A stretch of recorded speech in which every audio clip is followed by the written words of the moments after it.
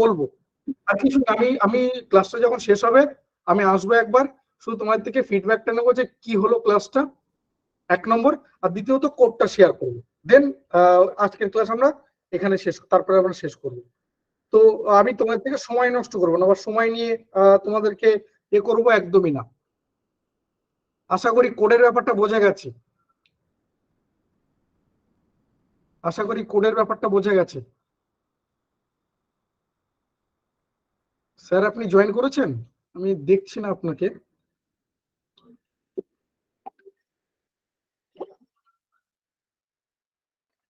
হ্যাঁ sir join করে গেছেন, ঠিক আছে স্যার আমি পেয়েছি। আমি সময় নেব না। আমি আবারও বলছি যে ক্লাসটা মন দিয়ে শোনো, কারণ primary TET, upper primary TET, C TET, বা ধরে নাও বিহার যে টেট যেগুলো হচ্ছে, তো এইগুলোর কিন্তু একদম মূল মেরুদণ্ড হচ্ছে সিডিপি। কারণ এই সাবজেক্টের উপর কিন্তু এন্টা সবকিছু দাঁড়িয়ে রয়েছে। তুমি বাংলা পড়বে, বাংলারও পেডাগজি রয়েছে, ইংলিশ তারও পেডাগজি রয়েছে। তো সিডিপি ক্লাসটা খুব ভালো করে শোনো, মন দিয়ে শোনো ক্লাসটা, প্রথম থেকে শেষ পর্যন্ত ভালো করে শোনো। এবং বাংলা ইংলিশ দুটো ল্যাঙ্গুয়েজে তোমাদেরকে স্যার নোটস দেবেন। আর বোঝানো ব্যাপারটা পুরোটাই বাংলাতেই হবে, স্যার পুরোটাই বাংলাতে বলবেন। তো কোথাও যদি অসুবিধা হয় স্যারকে ক্লাসে জিজ্ঞাসা করে নেবে। আমি এর মাঝে কিন্তু আর আসবো না, 8টা 4 হয়ে গেছে। তো তোমাদের কাছে অনুরোধ থাকলো, যেহেতু তোমাদের দিক থেকে মাইকটা মিউট করা আছে, তোমরা একটু কমেন্ট বক্সে স্যারকে রিপ্লাই করো। একটু কমেন্ট বক্সে তোমরা রিপ্লাই করো, যাতে করে স্যার তোমাদের এটা বুঝতে পারেন। ঠিক আছে? গুড ইভিনিং স্যার, ওয়েলকাম ক্লাসে। আপনি দেখুন স্টার্ট করতে পারেন। আপনি দেখুন শেয়ার করতে পারবেন বা স্টার্ট করতে পারবেন। Thank you sir. আচ্ছা আচ্ছা, অডিও ক্লিয়ার আসছে কিনা একটু বলবে?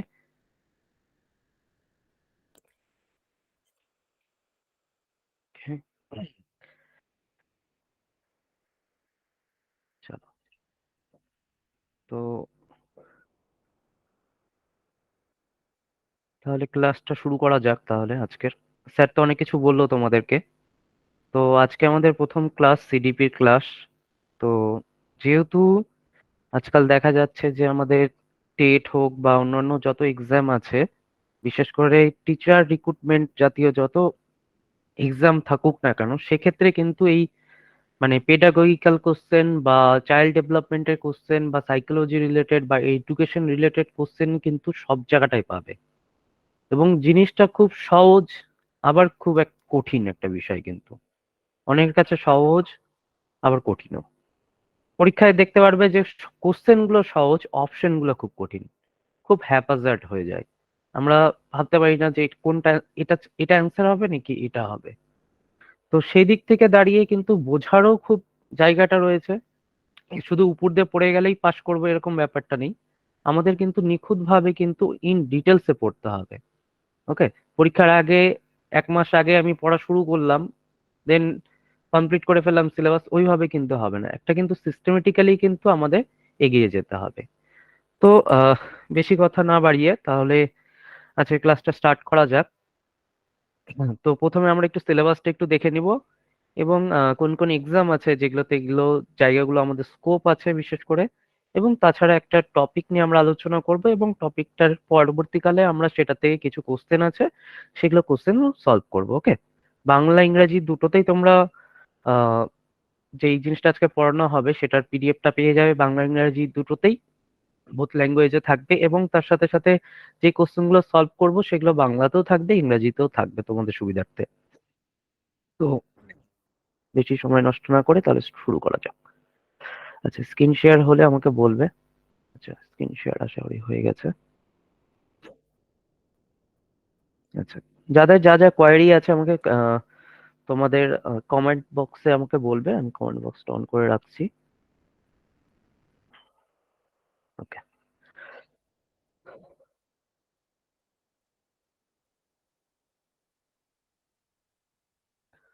তো দেখো, আমরা যেহেতু এই ক্লাসটা শুরু হচ্ছে সিটেট বেস করে, তো সিটেট এর আমরা জানি যে যে সিডিপিটা একটা হলো 1 থেকে 5 এর জন্য থাকছে, এবং 5 to 8 এর জন্য কিন্তু থাকছে, এবং সিলেবাস প্রায় সেম এই পেপারগুলোতে।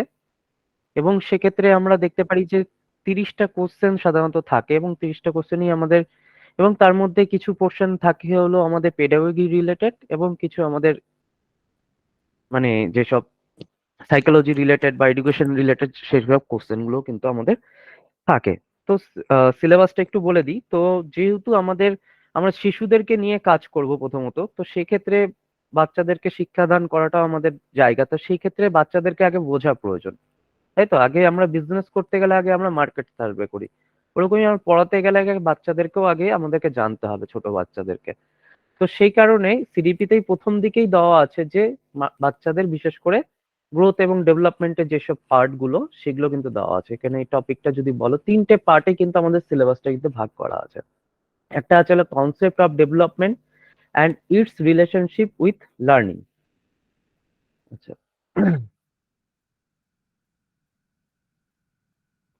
আচ্ছা, একজন বলো স্কিন।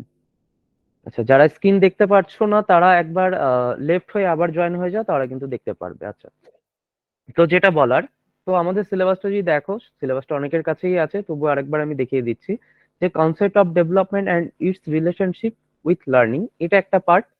এবং দেন এখানে একটা ইনক্লুসিভ এডুকেশন, ওকে, অন্তর্ভুক্তিমূলক শিক্ষার একটা হিসাবে একটা ভাগ করে দেওয়া আছে, এবং লার্নিং অ্যান্ড পেডাগগিতেও একটা কিছুটা ভাগ করে দেওয়া আছে। ওকে, এই হলো সিলেবাসটা। এবার আরেকটু বলে দিই সিলেবাসের ভিতরে আমরা কি কি জিনিস আছে, কোনগুলো পড়বো এবং কোনগুলোকে ফোকাস করব। সবই দেখো, আমাদের স্মার্ট এবং হার্ড ওয়ার্ক দুটোই করতে হবে। শুধু হার্ড ওয়ার্ক করে গেলাম তাহলেও চলবে না, শুধুমাত্র স্মার্ট ওয়ার্ক করে যাবো সেটাতেও চলবে না, কিন্তু আমাদের কিন্তু টোটালটাই দেখতে হবে কিন্তু। তো প্রথমেই আছে principles of development of child. Okay, মানুষের বিকাশ, বিশেষ করে বাচ্চাদের বিকাশের কথা বলা আছে। এই ক্ষেত্রে আমরা গ্রোথ, ডেভেলপমেন্ট এবং তার সাথে সাথে ম্যাচুরেশন, পরিণমন, এটাও পড়বো। এবং এই গ্রোথ এবং ডেভেলপমেন্টের ক্ষেত্রে আমাদের পরিবেশ এবং তার সাথে সাথে হেরিডিটি যেটাকে বলছি, অর্থাৎ বংশগতি কি প্রভাব ফেলছে সেটাও আমরা পড়বো। এবং পরবর্তীকালে বাচ্চা যখন বড় হবে তখন তারা যে সমাজের যে অন্যান্য লোকেরা পরিবেশে যে আছে তাদের সাথে কিভাবে মেলামেশা করবে, এবং তাদের ফলে সোসাইটিতে যখন মিশবে তখন তাদের মধ্যে সোশ্যালাইজেশন হতে পারবে। ওকে, তো সেক্ষেত্রে সোশ্যালাইজেশন প্রসেস আছে আমাদের, সেক্ষেত্রে আমাদের সোশ্যাল ওয়ার্ল্ড, আমাদের চারপাশে যা পরিবেশ আছে সেগুলোই আমাদের সোশ্যাল ওয়ার্ল্ড, এবং চিলড্রেন, এবং তার সাথে সাথে এখানে টিচার, প্যারেন্টস, পিয়ার্স, মানে হলো বন্ধুদের। ওকে, এবার এর পরবর্তীকালে কিছু আমাদের ডেভেলপমেন্টের থিওরি গুলো পড়তে হবে, যেরকম কগনিটিভ ডেভেলপমেন্টের আছে, মোরাল ডেভেলপমেন্ট আছে। ওকে, এবং ল্যাঙ্গুয়েজ ডেভেলপমেন্টের জায়গাগুলো আছে। এগুলোও কিন্তু এই যে পড়বো, এই পিয়াজের, কোহলবার্গের, ভাইগোটস্কি, এই থিওরি গুলোর দ্বারা আমরা পড়বো কিন্তু। এছাড়া পড়বো হলো আমরা concept of child centred and progressive education, সেটাও পড়বো।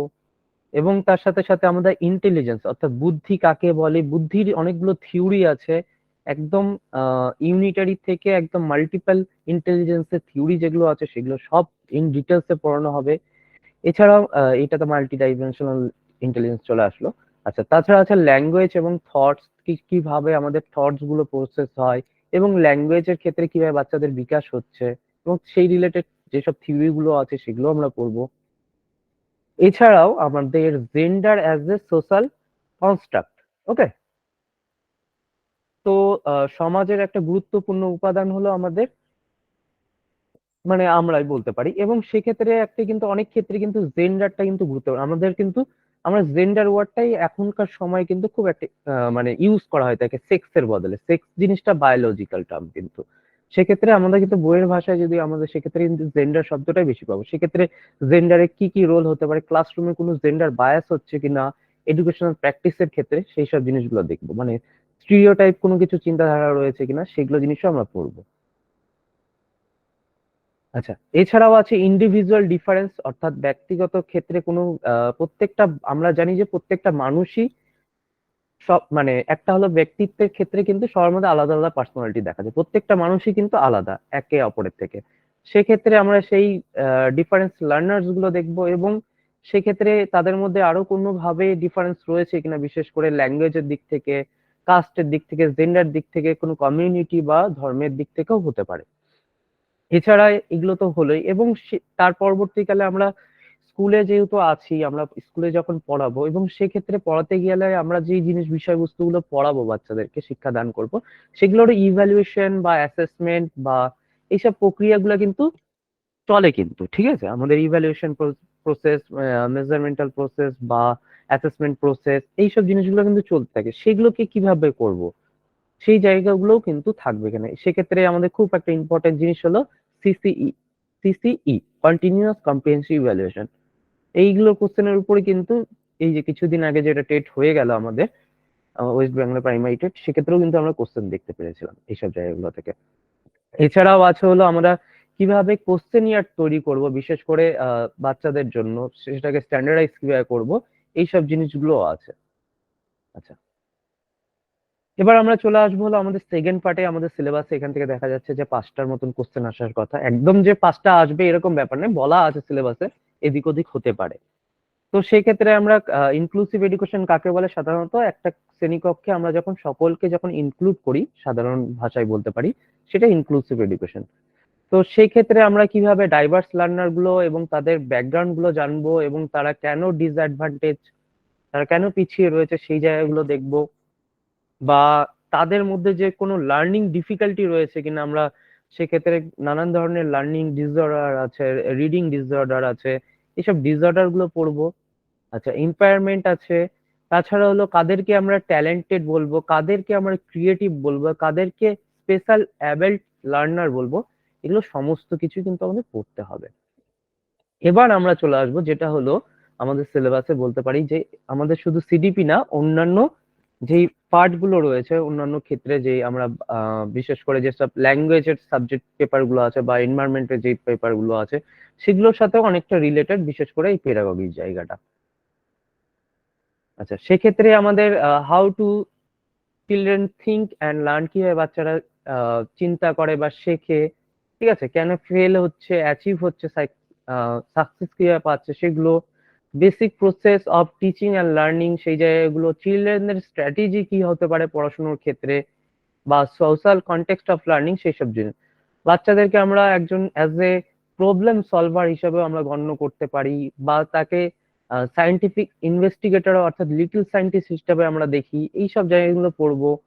আচ্ছা, তাছাড়া হলো বাচ্চাদের আরো জিনিসগুলো, ইরোর্স গুলো আছে যেসব, তাদের যেসব কগনিশন মানে, এবং তার সাথে সাথে ইমোশন, প্রক্ষোভ গুলো, তাছাড়া মোটিভেশন কিভাবে ফ্যাক্টর করে অর্থাৎ প্রেরণা কিভাবে করে, তার সাথে সাথে আমরা অ্যাটেনশনটা পড়বো, শিখন কাকে বলে, সেই জায়গাগুলো। এছাড়াও যেগুলো আমাদের এই টিচিং লার্নিং প্রসেসের ক্ষেত্রে যেসব ইন্ডিভিজুয়াল বা এনভায়রনমেন্ট কি কি ভাবে সেগুলোকে হ্যাম্পার করে, সেই জায়গাগুলো পড়বো। তাই বলে এটাই যে ফুল অ্যান্ড ফাইনাল সিলেবাস এটা না, এর বাইরেও আরো অনেক কিছুই আছে যেগুলো পড়াবো যখন আমরা, তোমাদের ক্লাস যখন শুরু হবে একদম ফুল অ্যান্ড ফাইনাল ভাবে, তখন কিন্তু এগুলো আরো কিছু অ্যাড হবে কিন্তু। আমরা আপডেট যেসব কোশ্চেন গুলো আসছে সেগুলোর উপর বেস করেও অনেক কিছু জিনিস কিন্তু রিভাইজ করা হবে, কারণ এটা ওরা একটা সিলেবাস দিয়েছে ঠিকই, কিন্তু তার মানে এই না যে এর বাইরে থেকে কিছু আসে না, এর বাইরে থেকে অনেক জিনিস চলে আসে। সেম প্রাইস সিলেবাস আমাদের 6 থেকে 8 এর জন্য, আমি আর এটা নিয়ে ডিসকাস করছি না। আচ্ছা, এখানে তো এইটুকু তো তোমরা জানোই যে প্রত্যেক পেপারে আমাদের 30খানা করে কোশ্চেন থাকেই সাধারণত এই সিডিপি তে। সিটেড বা আমাদের টেট যাই বলো না কেন, সেক্ষেত্রে 30খানা কোশ্চেন দেখতে পাচ্ছি এবং প্রত্যেকটা কোশ্চেনের 1 মার্ক করে থাকে, এবং আহ, তাছাড়া নেগেটিভ মার্কিং থাকে না, অবজেক্টিভ টাইপ থাকে, বাইলিঙ্গুয়াল আমরা দেখতে পারি, বাংলা ইংরেজি দুটো ভাষাতেই থাকে। ডিফিকাল্টি লেভেল কি আছে, 8 পাস পর্যন্ত, 10 পাস পর্যন্ত, সেগুলোই। আচ্ছা, এখানে তো আর কি কি আছে, যেরকম এক্সাম প্যাটার্ন, যেটা প্রাইমারি লেভেলের জন্য পেপার 1 বলি, আবার সেটাকেই ধরুন সিডিপির ক্ষেত্রে সেটাকে পেপার 2 হয়ে যায়, ঠিক আছে। এছাড়া যে প্যাটার্ন গুলো আমরা বললাম ওয়েটেজ যেগুলো, সেগুলো। আচ্ছা, পেপার 1ও আমরা দেখতে পাচ্ছি 30 মার্ক, আর পেপার 2 তো আমরা 30 মার্কসই দেখতে পাচ্ছি। তাছাড়া আরইটি অনেক ধরনের টেট এক্সাম হয়, রেট এক্সাম হয়, ইউপি টেট হয়, সেগুলোতেও কিন্তু আমরা, মধ্যপ্রদেশ টেট হয়, বা বিশেষ করে অনেকেই আছে যারা মাস্টার্স কমপ্লিট করেছে, অনেকেই নেট সেট এক্সাম দাও, সেক্ষেত্রেও কিন্তু এই এই পার্ট গুলো থেকেও কিন্তু কোশ্চেন আছে, মানে ফার্স্ট পেপারে বিশেষ করে, সেক্ষেত্রে টিচিং অ্যাপটিটিউড অ্যান্ড রিসার্চের যে পেপারটা, সেক্ষেত্রেও কিন্তু 10 মার্কসের মতন প্রায় কিন্তু মানে কোশ্চেন চলে আসে কিন্তু। টিআরটি আছে, টিজিটি আছে, পিজিটি আছে, কেভিএস আছে, কেন্দ্রীয় বিদ্যালয়ে যখন রিক্রুটমেন্ট হয় সেক্ষেত্রেও কিন্তু এই পোর্শন গুলো থেকে কিন্তু কোশ্চেন। তাছাড়া টিজিটি আছে, পিজিটি আছে, সুপার টেট আছে, এনভিএস আছে, এনভিএস পিজিটি, মানে স্কোপ কিন্তু প্রচুর জায়গায় রয়েছে, ঠিক আছে, এর বাইরেও আছে আরো অনেক স্কোপ। মানে এই জিনিসটা কিন্তু খুব ইম্পর্টেন্ট, বিশেষ করে টিচিং এক্সামের ক্ষেত্রে। এবার সবকিছুতে গুরুত্ব পড়বো সেটা তো ঠিকই, কিন্তু তার মধ্য থেকেও কিছু ইম্পর্টেন্ট কোশ্চেন যেগুলো আছে, মানে যেই জায়গাগুলোর উপর বেশি ফোকাস করে বিশেষ করে কোশ্চেন করা হয়ে থাকে সিটেটে, যেরকম আমাদের গ্রোথ অ্যান্ড ডেভেলপমেন্টের ক্ষেত্রে যে চ্যাপ্টার গুলো থেকে ইনফ্লুয়েন্সিং ফ্যাক্টর কি কি ইনফ্লুয়েন্স করে থাকে, কগনিটিভ থিওরিজ এর মধ্যে আমরা দেখতে পাচ্ছি পিয়াজে থেকে তো খুব ইম্পর্টেন্ট থাকবেই, তার সাথে সাথে কোলবার ভাইগোস্কি থেকে চলে আসে, ইন্টেলিজেন্সের যেরকম এবং তার থিওরি গুলোর মধ্যে থেকে যেরকম আইকিউ কাকে বলে, জেডপিডি কাকে বলে, ঠিক আছে, আদার্স যেসব থিওরিজ গুলো আছে এবং টেস্ট রিলেটেড, ইন্টেলিজেন্স টেস্ট যেসব রিলেটেড যেসব কোশ্চেন গুলো আছে সেগুলোর উপর খুব আছে। ল্যাঙ্গুয়েজের ক্ষেত্রে language acquisition and it's challenges বা চমস্কি, যাকে আমরা বলতে পারি যে ল্যাঙ্গুয়েজের জনক বলতে পারি এক কথায়। এবং তাছাড়া ভাইগোটস্কির ক্ষেত্রে যে ভার্বাল ডেভেলপমেন্টের কথা বলতে পারি, সেক্ষেত্রে ল্যাঙ্গুয়েজ ডেভেলপমেন্টের যে জায়গাটা সেটা থেকে কোশ্চেন আছে। মানুষ যেসব আমাদের শিখনের ক্ষেত্রে যেসব অক্ষমতা আছে সেই জায়গাগুলোতেও কিন্তু আমরা ডিসলেক্সিয়া, অটিজম, এডিএইচডি অর্থাৎ attention deficit hyper active disorder, এরকম ধরনের ডিসঅর্ডার যেসব গুলো আছে সেগুলোর উপর কোশ্চেন কিন্তু হামেশাই কিন্তু দেখতে পাওয়া যায়। এছাড়াও লার্নিং থিওরিজ আছে, আমরা বিহেভিয়ারিজম পড়বো, তাছাড়া আরো যেসব কগনিটিভিজম আছে, স্ট্রাকচারালিজম আছে, অনেক থিওরি আছে। মোটিভেশনের ক্ষেত্রে আমরা যেরকম ম্যাসলোর যেরকম হায়ারার্কি থিওরি আছে, রিইনফোর্সমেন্ট এন্ড পানিশমেন্টের যেসব থিওরিজ গুলো আছে, এবং কগনিটিভ ইমোশনের মধ্যে এই ফ্রয়েডের, এবং তাছাড়া ফ্রয়েডের থিওরিটা পার্সোনালিটির সাথেও যাবে। তো ফ্রয়েডের থিওরিটা কিন্তু খুব ইম্পর্টেন্ট একটা থিওরি, কিন্তু পাবেই, এটা থেকে কোশ্চেন আসবেই, এক থেকে দুটো কোশ্চেন পাবেই প্রত্যেকটা সিটেট হোক বা যে কোনো টেট এক্সামে। তাছাড়া আমাদের হেরিডিটি, এনভায়রনমেন্ট, জেন্ডার ইস্যুস, আচ্ছা ইনক্লুসিভ এডুকেশনের মধ্যে যেসব গভর্নমেন্ট যেসব নর্মস করেছে সেই জায়গাগুলো, এবং ইভ্যালুয়েশন ক্ষেত্রে দেখো সামেটিভ, ফর্মেটিভ ইভ্যালুয়েশন, সিসিই, এরকম ধরনের কিন্তু অনেক ধরনের টাইপস, কত ধরনের কোশ্চেনের আমরা প্যাটার্ন, শর্ট টাইপ, এসে টাইপ কোশ্চেন, ম্যাচিং টাইপ, অনেক ধরনের কোশ্চেনের যেসব ইভ্যালুয়েশন এই জায়গাগুলো থাকছে। তাছাড়া হলো এনসিএফ 2005 এবং 2009, এছাড়াও কিছুদিন আগে আরেকটা এনসিএফ হয়েছে 2023-এও এনসিএফ হয়েছে, সেখান থেকেও আমাদের কিছু কোশ্চেন আসতে পারে, ঠিক আছে। তাছাড়া হলো প্রোফাউন্ডার, কোলবার, ভাইগোটস, এগুলো তো বললামই। এবার তাছাড়া সাইকোলজি যেগুলো আছে, স্কিনার, গেস্টাল, কোলবার্গ, এগুলো জায়গাগুলো কিন্তু আছে কিন্তু। তাহলে এখন এইটুকুর মধ্যে কারো কোনো প্রশ্ন থাকলে একটু চ্যাট বক্স ওপেন আছে, চ্যাট বক্সে কিছু প্রশ্ন বলতে পারো, বা কারো যদি কোশ্চেন যদি থাকে তাহলে আমি একটু বলতে পারি, নাহলে আমাদের যেই টপিকটা আছে সেই টপিকে চলে আসবো কিন্তু আজকে। ওকে, এই সিলেবাস রিলেটেড বা এক্সাম রিলেটেড কারো যদি কোনো যদি কোশ্চেন যদি থাকে তারা কিন্তু বলতে পারো কিন্তু।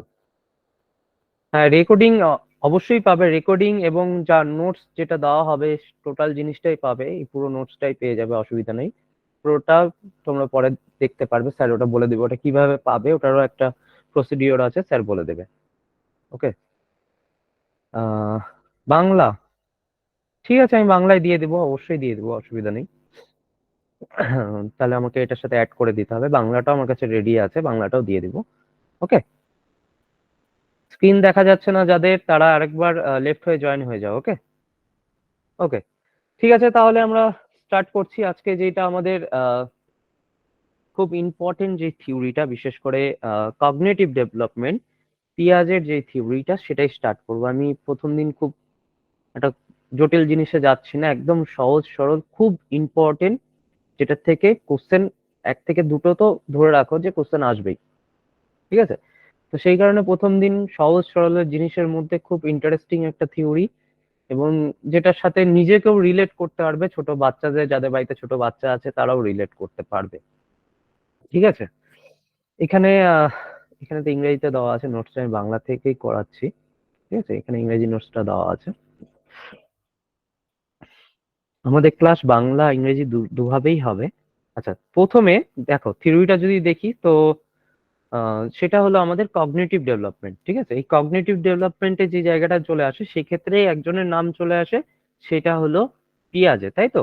পিয়াজে theory and its education implication, অর্থাৎ পিয়াজের যে থিওরি আমাদের প্রজ্ঞার বিকাশ। ঠিক আছে, তো কগনিটিভ মানে হলো, কগনিটিভ যদি বাংলা প্রতিশব্দ যদি বলি সেটা হলো কি আমাদের প্রজ্ঞা, অনেকেই জানো।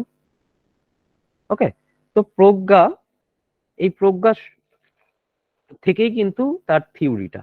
ওকে, তো বিশেষ করে তো প্রথম দিকে আমাদের জানা উচিত যে পিয়াজে কে ছিলেন বা তার বাড়ি কোথায়, কেন তিনি এত বিখ্যাত, কি কারণে, সেগুলো কিন্তু আমাদের জানা উচিত কিন্তু। ওকে, আচ্ছা, স্পেশাল বিএডটা হলো অ্যাকচুয়ালি ওটা হলো বলতে পারো 4 ইয়ার্স এর সাধারণত হয়ে থাকে অ্যাকচুয়ালি, যেটা হলো তোমার স্পেশাল চাইল্ড যারা, ঠিক আছে, যারা হ্যান্ডিক্যাপ হতে পারে বা অন্যান্য ডিসেবিলিটি থাকতে পারে তাদের পড়ানোর জন্য যেই বিএডটা করা হয়, ওই বিএডটা করলে সম্ভবত মানে এইটাতেও সাথে সমকক্ষ ধরে নেওয়া হয় যতটা আমি জানি। আচ্ছা চলো নেক্সট। তো দেখো যে তিনি কিন্তু ছিলেন হলো একজন সুইস সাইকোলজিস্ট। ঠিক আছে, যেহেতু তিনি সুইজারল্যান্ডে কিন্তু জন্মগ্রহণ করেছিলেন। ঠিক আছে, আচ্ছা এখানে 1889 হবে। ঠিক আছে, তো তিনি পিয়াজ ছিলেন একজন হলো জৈব বিশারদ। ঠিক আছে, দেখো মূলত একজন ছিলেন জৈব বিশারদ এবং তার যে জায়গাটা প্রজ্ঞা এবং জ্ঞানমূলক বিকাশের ক্ষেত্রে কিন্তু ইম্পর্টেন্ট। ওকে, এবং প্রথমে বলে রাখি যে তিনি তো নিজেকে কি বলা হতো, যে তিনি নিজেকে কি বলতেন, যে জেনারিক এপিস্টেমোলজিস্ট। ওকে, জেনারিক এপিস্টেমোলজি মানেটা কি তোমরা শুনে রাখো, যে জেনারিক এপিস্টেমোলজি মানে যারা হলো কাজ করে থাকে অ্যাকচুয়ালি ব্যক্তির বিকাশের সঙ্গে যখন প্রজ্ঞার বিকাশের সম্পর্ক অনুসন্ধানে যারা আগ্রহ প্রকাশ করে তাদেরকে জেনেরিক এপিস্টেমোলজি বলে। আচ্ছা, কেউ বুঝতে পেরেছো? আচ্ছা, তার আগে একটা জিনিস বলে রাখি যেটা তোমাদেরকে বলা হয়নি, প্রজ্ঞা জিনিসটা কি। অনেকের কাছে কোশ্চেন আসতেই বলতেই পারো যে স্যার প্রজ্ঞা মানেটা কি। প্রজ্ঞা মানে হলো, মানে অ্যাকচুয়ালি প্রজ্ঞা হলো আমাদের জানার বিভিন্ন প্রক্রিয়া। ওকে, মনে রাখবে যে প্রজ্ঞা মিন্স হলো জানার বিভিন্ন বিভিন্ন প্রক্রিয়া,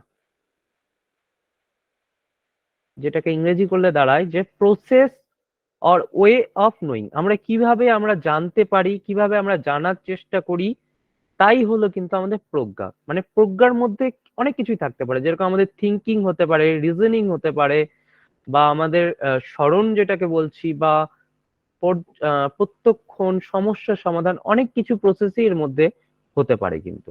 ওকে, তার মানে মোটামুটি বুঝতে পারছো যে প্রজ্ঞা আসলে কি বা কগনিশন জিনিসটা কি।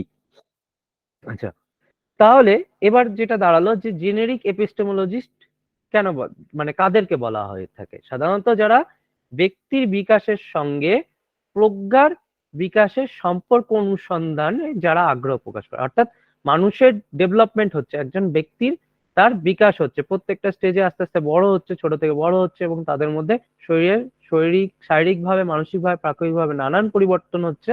এবং এই যে বয়সের সাথে সাথে, এইজেস এর সাথে সাথে তাদের মধ্যে কিছু মানে বিশেষ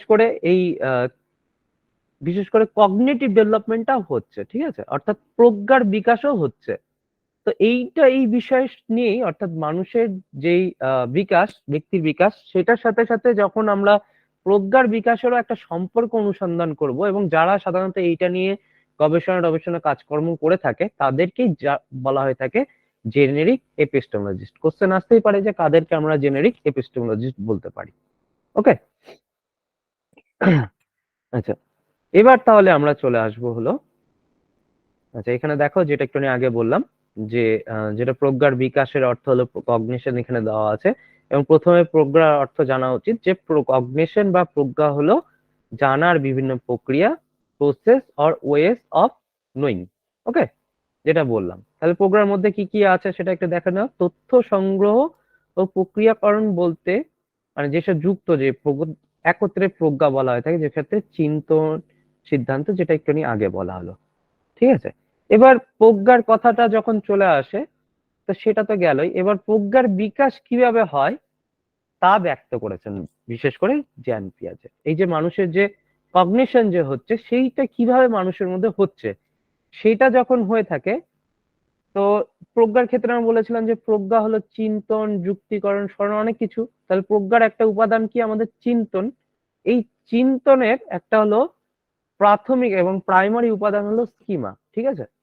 এই স্কিমা ওয়ার্ডটা থেকে আমরা ভাবি যে মনে হয় যে স্কিমা ওয়ার্ডটা হয়তো পিয়াজেই মনে দিয়েছে, কারণ পিয়াজের থিওরিতে আমি ফার্স্ট টাইম পেয়েছি যে স্কিমা কাকে বলে। কিন্তু না, এই স্কিমা ওয়ার্ডটার কিন্তু জনক কিন্তু পিয়াজে না, কিন্তু পিয়াজে নয়। কেউ বলতে পারবে কে হবে? আচ্ছা, বার্টলেট, তাই তো? হ্যাঁ, একজন বলেছে বার্টলেট।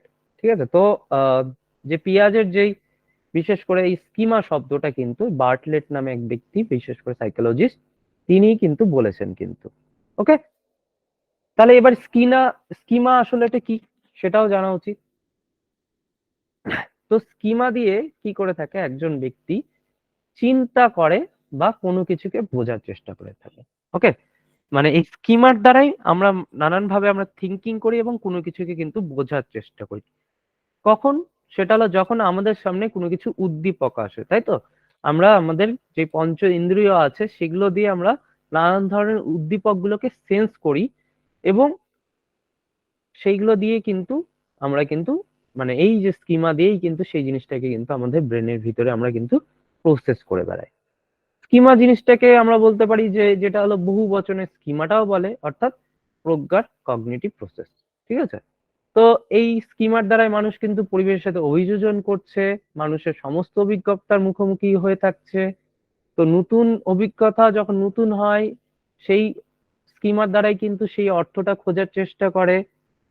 ওকে, তো স্কিমার দ্বারাই কিন্তু মানুষ কিন্তু পরিবেশের সাথে অভিযোজন করে।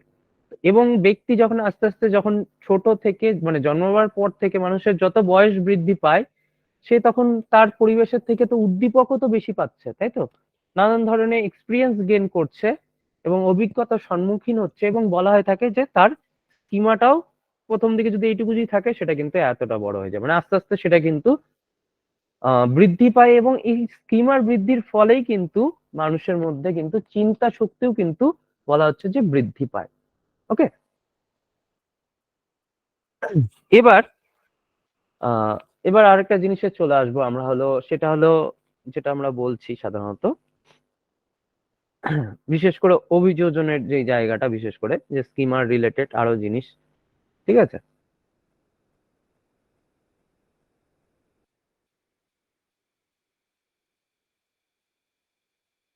দেখো দেখো আমাদের যে চিন্তন করার প্রবণতা, সেক্ষেত্রে আমাদের বিশেষ করে আমি এখানে একটা লিখে দাঁড়াই, পরে এটা বলছি। আচ্ছা, এই যে আমরা যে চিন্তা করছি, ঠিক আছে, এই যে মানুষের যে চিন্তনের দুটো প্রবণতার কথা, মানে দুটো ভাবে কিন্তু বলা হয়েছে। একটা হলো বলা হচ্ছে যে সংগঠন, তাই তো? অর্গানাইজেশন বা অর্গানাইজেশন অ্যান্ড অ্যাডাপ্টেশন। ঠিক আছে, এই অ্যাডাপ্টেশনেরই আবার দুটো ভাগ হলো আমাদের। একটা কি অ্যাসিমিলেশন, ওকে, অ্যাসিমিলেশন অ্যান্ড তার সাথে সাথে আমাদের অ্যাকোমোডেশন।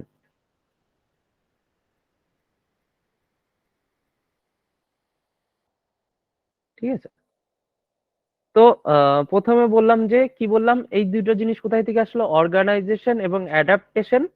সেটা বলা হয়েছে যে মানুষের চিন্তনের ক্ষেত্রে দুটো প্রবণতা সাধারণত আছে। সেটাকে দুটো ভাগে ভাগ করেছে পিয়াজে, মানে দুটো প্রবণতা আছে, একটা হলো সংগঠন বা অর্গানাইজেশন, একটা হলো অ্যাডাপ্টেশন বা অভিযোজন। ঠিক আছে, তাহলে সংগঠন কোনটাকে বলবো?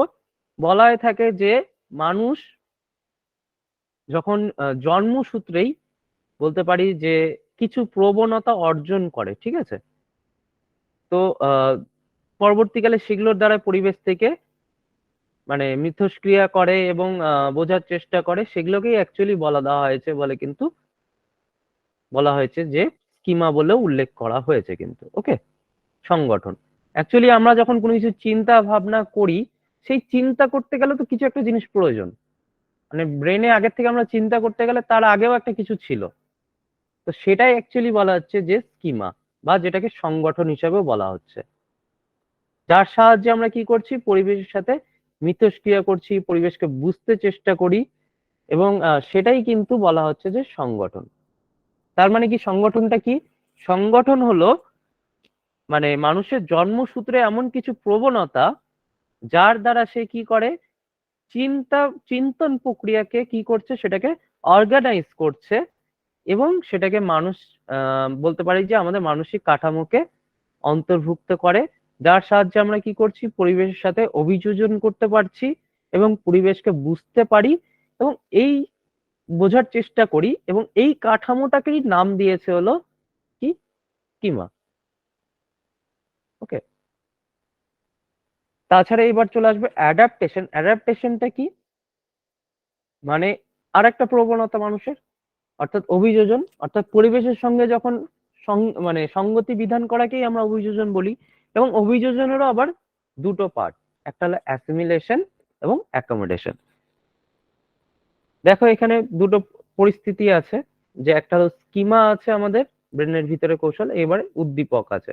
এবং যখন আমাদের ব্রেনে যখন এমন কিছু ইনফরমেশন চলে আসে যেটা সম্পর্কে আমরা আগে থেকে কোনো নলেজ নেই, তখন কি হয়, মানুষের মধ্যে কি হয়, ভারসাম্যহীনতার সৃষ্টি হয়। এবং ভারসাম্যহীনতা যখন সৃষ্টি হয়, তখন ব্যক্তি কি করে, সাধারণত ভারসাম্যতা থেকে ফিরে আসার চেষ্টা করে। এবং ফিরে আসার যখন চেষ্টা করে, তখনই তার যে এক্সিস্টিং স্কিমা সেটার মধ্যে পরিবর্তন হয়, এবং পরিবর্তনের ফলেই স্কিমার কিন্তু বিকশিত হয়ে থাকে। ঠিক আছে, এবং এই বিকাশের মাধ্যমেই কিন্তু বলা হচ্ছে যে একজন ব্যক্তির মধ্যে প্রজ্ঞার বিকাশ ঘটে থাকে। ওকে, এবার আমরা চলে আসবো যেটা থেকে সাধারণত কোশ্চেন হয়ে থাকে, অ্যাসিমিলেশন এবং অ্যাকোমোডেশন। তাহলে এই দুটোকে আমরা একটু দেখে নিই। আচ্ছা, এখানে দেখো আছে দুটো। আচ্ছা, তাহলে অ্যাসিমিলেশন কোনটাকে বলবো এবং অ্যাকোমোডেশন কোনটাকে বলবো, দুটো আলাদা আলাদা ওয়ার্ড, খুব ভালো করে বুঝবে, ভালো করে বুঝে নেবে, কারণ এই দুটো কিন্তু একটু গুলিয়ে যায়। কোনটাকে অ্যাসিমিলেশন বলবো, কোনটাকে অ্যাকোমোডেশন বলবো, অর্থাৎ আত্তীকরণ এবং সহযোজন। ওকে, দেখো এমন কিছু ইনফরমেশন, ধরে নাও অলরেডি আমার ব্রেনে বা স্কিমাতে অলরেডি আগের থেকে সেই সম্পর্কে নলেজ রয়েছে। ওকে, সেটা সেটা ধরে নাও, আমি যদি বলি সেই ক্ষেত্রে, যদি আমার ধরে নাও কিছু নলেজ রয়েছে, এই যে আজকে ধরে নাও তোমাদের পিঁয়াজের থিওরিটা পড়াবো, কিন্তু পিঁয়াজের থিওরিটা অলরেডি এর আগে আমরা পড়েছি, জেনেছি, কিছুটা তো জানি। তো ধরে নাও আমরা আজকে এসছি কি, আমরা কিছুটা আপডেট হতে এসছি, তাই তো? তো আপডেট হতে এসছি, এই জিনিসটাই এই ক্ষেত্রে আপডেটেড হওয়াটাই অনেকটা বলতে পারো যে অ্যাসিমিলেশনের সাথে সম্পর্কিত, অর্থাৎ আত্মীকরণ। যেরকম এখানে এক্সাম্পল আছে, যেরকম ধরো রাস্তাঘাটে আমরা অনেক কুকুর বেড়াল দেখি, মানে একই কুকুরগুলো তো দেখি, দেশি কুকুর যেসব ওগুলো আছে সেগুলো দেখে একটা কুকুরের একটা ধারণা আছে আমার কাছে, যে কুকুরের লেজ থাকে, চারটা পা থাকে, চোখ থাকে, যাবতীয় সম্পর্কে আছে, মানে একই প্রজাতি সাধারণত। এবার বন্ধুর বাড়িতে ঘুরতে গিয়ে দেখি যে একটা আলাদা ধরনের কুকুর। ঠিক আছে, তো তখন দেখা গেল যে একটা হলো আমার একটু ভারসাম্যহীনতায় আমরা ভুগবো, এবং সেখান থেকে একটু ব্যালেন্স পাওয়ার চেষ্টা করব। তখন আহ তখন ধরো না কি আমাকে একটু বলে দিল যে আলাদা প্রজাতির একটু অনেক কিছু দেখলাম, এবং তার ফলে কি হলো, তার স্কিমাতে কি হচ্ছে, পুরনো তথ্যেই দেখা যাচ্ছে যে নতুন তথ্য এসে কিন্তু স্কিমাটাকে প্রসারিত করলো। মানে আগে আমাকে এইটুকু সম্পর্কে জ্ঞান ছিল, আজকে এসে আর একটু আমি নিজেকে একটু ঝালিয়ে নিলাম, অর্থাৎ অলরেডি একটা প্রিভিয়াস নলেজ ছিল এবং আর একটু আপডেট হলাম, সেটাই অনেকটা বলতে পারো যে অ্যাসিমিলেশন। আর অ্যাকোমোডেশন মানে হলো অ্যাকোমোড করা, অর্থাৎ সহযোজন, একদম নতুন কোনো ইনফরমেশন যেটা সম্পর্কে আগের থেকে আমার কোনো তথ্যই ছিল না, যখন মানে নতুন স্কিমা তৈরি হয়, মানে এর দ্বারা কিন্তু পুরনো স্কিমার পরিবর্তন হয়ে যায়, একদম পুরোপুরি পরিবর্তন হয়ে যায়, বা নতুন স্কিমা তৈরি হয়, সেক্ষেত্রে কিন্তু একদম কিন্তু আকৃতিগত ভাবে পরিবর্তন হয় এবং নতুন কিছু ইনফরমেশন আসে, তখন কিন্তু আমরা সেটাকে অ্যাকোমোডেশন বলি। একদম নতুন কিছু ইনফরমেশন, হয়তোবা পিএজের থিওরি বদলে হয়, আজকে আমি এমন কিছু একটা থিওরি পড়াতাম যেরকম গোলম্যানের ইমোশনাল থিওরি, ঠিক আছে, ইমোশনাল ইন্টেলিজেন্সের থিওরি, সেই থিওরিটা যদি আজকে পড়াতাম, হয়তোবা তোমরা প্রথমবার নাম শুনেছো, তো সেই থিওরিটা যদি পড়াতাম, তাহলে একদম তোমাদের কাছে সেই থিওরিটা হয়ে যেত কি, অ্যাকোমোডেশন। কিন্তু আজকে যেহেতু পিঁয়াজের থিওরি পড়াচ্ছি, পিঁয়াজে তোমরা এর আগে পড়ে এসেছো, তাহলে সেটা হয়ে গেল কিন্তু অ্যাসিমিলেশন। এখানে শর্টে দেওয়া আছে যে অ্যাসিমিলেশন কাকে বলে, যখন আমাদের নতুন তথ্যকে বিদ্যমান স্কিমাতে অন্তর্ভুক্তকরণ, fitting new information into existing schema. আর অ্যাকোমোডেশনে দেখো altering existing schema or creating new schema in response to new information. Okay, alter করে দিচ্ছি বা নতুন স্কিমার সংগঠন করাচ্ছি, স্কিমার একদম পুরোপুরি পরিবর্তন করে ফেললাম, ঠিক আছে, একদম পরিবর্তন হয়ে গেল, তখন কিন্তু জিনিসটাকে আমরা অ্যাকোমোডেশন বলবো, অর্থাৎ সহযোজন বলবো। আশা করি যে জিনিসগুলো বোঝানো হলো এতক্ষণ ধরে, অ্যাসিমিলেশন, অ্যাকোমোডেশন, অ্যাডাপ্টেশন বা অর্গানাইজেশন বা ডিসইকুইলিব্রিয়াম বা আরো যেসব কগনিশন, এগুলো আশা করি সম্ভবত তোমাদের ক্লিয়ার হয়ে গেছে। ওকে, সবার ক্লিয়ার?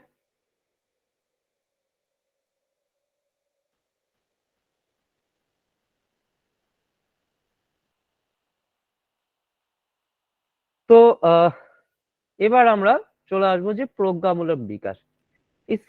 অ্যাকচুয়ালি যে স্কিমার যে কিভাবে পরিবর্তন ঘটছে মানুষের, যে সময়ের সাথে সাথে, বিশেষ করে এজেস এর সাথে সাথে মানুষের স্টেজেস এরও কিছু পরিবর্তন হচ্ছে, এবং স্কিমার পরিবর্তনটি কিভাবে হচ্ছে। তো নিশ্চয়ই ছোটবেলায় এক ধরনের স্কিমা থাকছে, বড় হয়ে আলাদা চেঞ্জেস হচ্ছে। তো সেই ক্ষেত্রে আমাদের পিয়াজে বাবু কি করেছে, 4টা স্টেজেস এর কথা বলা হয়েছে, ঠিক আছে। 4টা স্টেজেস এর দ্বারাই তার এই যে মানুষের যে প্রজ্ঞামূলক বিকাশ কিভাবে হয় সেটা সম্পর্কে দেখবো আমরা, ঠিক আছে। তো আমরা জানি অনেকে যে পিয়াজের যে থিওরি সেটা কিন্তু 4টে ভাগেই কিন্তু ভাগ করা হয়েছে।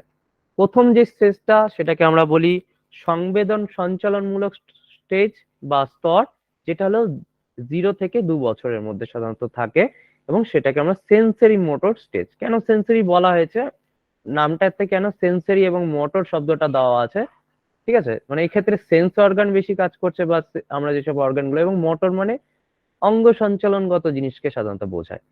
তাছাড়া আসলে যে প্রাক ধারণামূলক স্টেজ যেটা হলো, সেটা হলো 2 থেকে 7 বছর।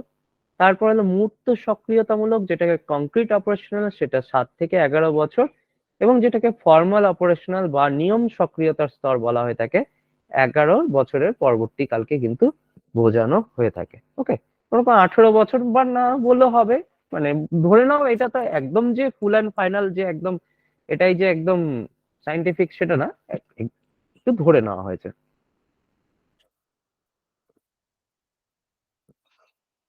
কোনো অসুবিধা হবে না, একটু প্র্যাকটিস করলেই হয়ে যাবে। যদি ইংলিশে যদি কোশ্চেন যত বেশি প্র্যাকটিস করবে কোনো অসুবিধা হবে না। আচ্ছা, এখানে একটা ছবি দেওয়া আছে, তোমরা দেখে নিতে পারো, ঠিক আছে। আমরা এক এক করে দেখবো।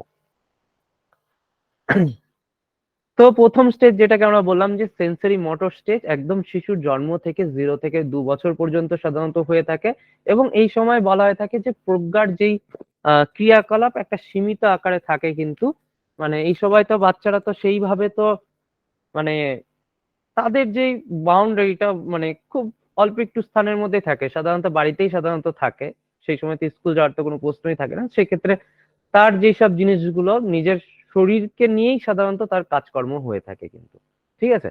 তো সেই কারণে শরীরকে নিয়েই বেশি কাজকর্ম হয়ে থাকে, তো সেই ক্ষেত্রেই প্রথম দিকে আসলে যে রিফ্লেক্স অ্যাকশন।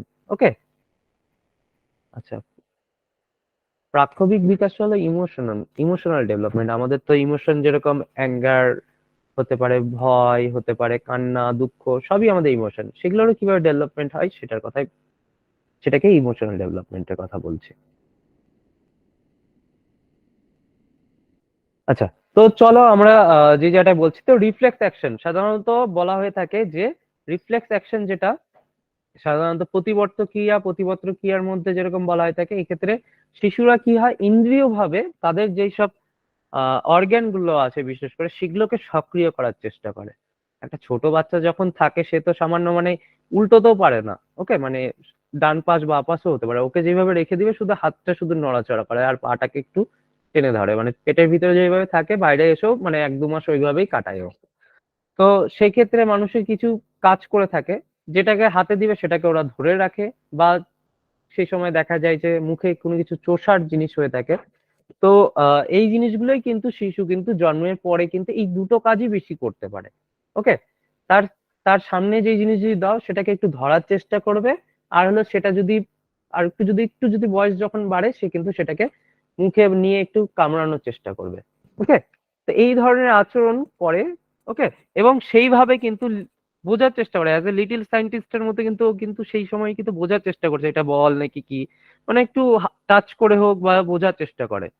আহ সে যখন এইভাবেই কিন্তু তার মধ্যে কিন্তু নিজেও কিন্তু সায়েন্টিস্টের মতন করে, যেরকম আছে যদি তার সামনে যেরকম চকলেট থাকলে সাধারণত সে কি করে, সাধারণত মুখে দিবে। আবার লঙ্কা থাকলে কি হবে, একবার হয়তো বা ঠকে গেছে, লঙ্কা কামড় দিয়েছে, ঝাল লেগেছে, নেক্সট টাইম কিন্তু লঙ্কা সামনে থাকলেও কিন্তু তুলবে না। কিন্তু এইভাবে কিন্তু তার মধ্যে কিন্তু আস্তে আস্তে কিন্তু তার স্কিমার পরিবর্তন হচ্ছে বা তার কগনিশন হচ্ছে, এইভাবে কিন্তু হচ্ছে।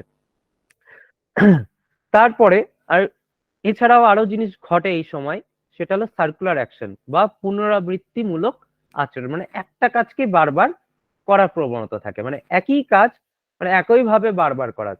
প্রথম 14 মাস অর্থাৎ বলতে পারি যে 1 বছরের থেকে একটু বড় পর্যন্ত, এই সময়ের মধ্যে শিশুদের যেই কাজকর্মগুলো যেগুলো মানে একই কাজ বারবার করে থাকে, সাধারণত শরীরের কিছু অংশ নিয়েই সাধারণত করে থাকে।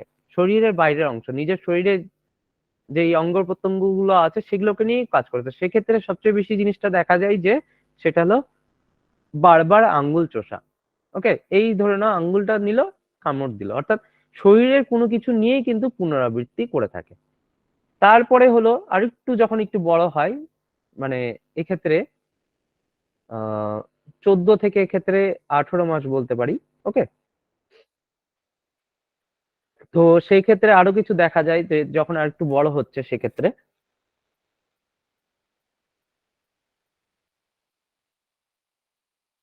আচ্ছা একটু ভুল আছে, এটা হবে হলো 1 থেকে 4 মাস। ঠিক আছে, 1 থেকে 4 মাস, এটা হলো 4 থেকে 8 মাস। ওকে, আর তো তাহলে এটা কি হলো যে এই সময় দেখা যাচ্ছে কি 1 থেকে 4 মাসের মধ্যে আঙ্গুল চোষাটাই দেখা যায়, এবং হলো 4 থেকে 8 মাসের মধ্যে দেখা যায় যে তার সামনে কোনো কিছু যদি দাও সেটা হাতে টাচ করবে এবং সেটাকে বাজানোর চেষ্টা সাধারণত করবে। এটাকেই বলা হয় থাকে ট্যাকিং আর র্যাটেল। ওকে, ওই যে ঝুনঝুনি বাজানোর কথা, ওই ঝুনঝুনি নিয়ে সেই সময় খেলা, অর্থাৎ শরীরের বাইরে জিনিস নিয়েও কিন্তু এই সময় কিন্তু আচরণ করতে শুরু করে। মানে 1 থেকে 4 মাস বয়সের মধ্যে সে কি করছে, নিজের শরীরের অংশ নিয়ে সে কিন্তু ওই একই কাজ বারবার করছে, মানে অর্থাৎ পুনরাবৃত্তিমূলক আচরণ করছে। এবং সে যখন আরেকটু বড় হচ্ছে, যখন 4 থেকে 8 মাস বয়স হচ্ছে, তখন কিন্তু সে কিন্তু শরীরের বাইরে কোনো কিছু নিয়ে হয়তো বা বল নিয়ে কিছু একটা করতে পারে বা ঝুনঝুনি নিয়ে কিছু করতে পারে। এবং আরো একটু বড় যখন হয়ে যায় থাকে সাধারণত 12 থেকে 18 মাস বয়সে, অর্থাৎ এই সময় কিছুটা হলেও নিজে কি করে কোনো কিছু করবে এবং কোনো কিছু করার পর সেটাকে বোঝার চেষ্টা করবে, অর্থাৎ পর্যবেক্ষণ করার চেষ্টা করবে। ওকে, এক্ষেত্রে একটা এক্সাম্পল দেওয়া আছে যে একটা শিশু দেখালো আহ একদিন ভুলবশত হাত থেকে কোনো একটা বল হোক বাটি হোক বা কিছু হাত থেকে পড়ে গেল, এবং পড়ে যাওয়ার ফলে দেখালো যে অদ্ভুত রকমের একটা আওয়াজ শব্দ সৃষ্টি হলো। এবং বারবার কিন্তু সেই কাজটা করবে, কিন্তু দেখালো বাটিটা নিয়ে আবার ফেলে দিল, আবার নিয়ে এলো আবার ফেলে দিল। হয়তো বাড়ির একটা আয়না আছে সেটাকে আবার ফেলে দিয়ে দেখছে যে কি রকম আওয়াজ হয়, এরকম। অর্থাৎ মানে পর্যবেক্ষণ অবজারভেশনের যেই জায়গাটা তৈরি হয় কিন্তু 12 থেকে 18 মাস বয়সে। ওকে, নেক্সট, তার মধ্যে এই সময় আরেকটা জিনিস দেখা যায় খুব গুরুত্বপূর্ণ, সেটা হলো অবজেক্ট পার্মানেন্স। ঠিক আছে, অর্থাৎ বস্তুর স্থায়িত্ব সম্পর্কে ধারণা। শিশু যখন খুব ছোট থাকে তখন কিন্তু বস্তুর যে স্থায়িত্ব সে কিন্তু ভালো করে বুঝতে পারে পারে না।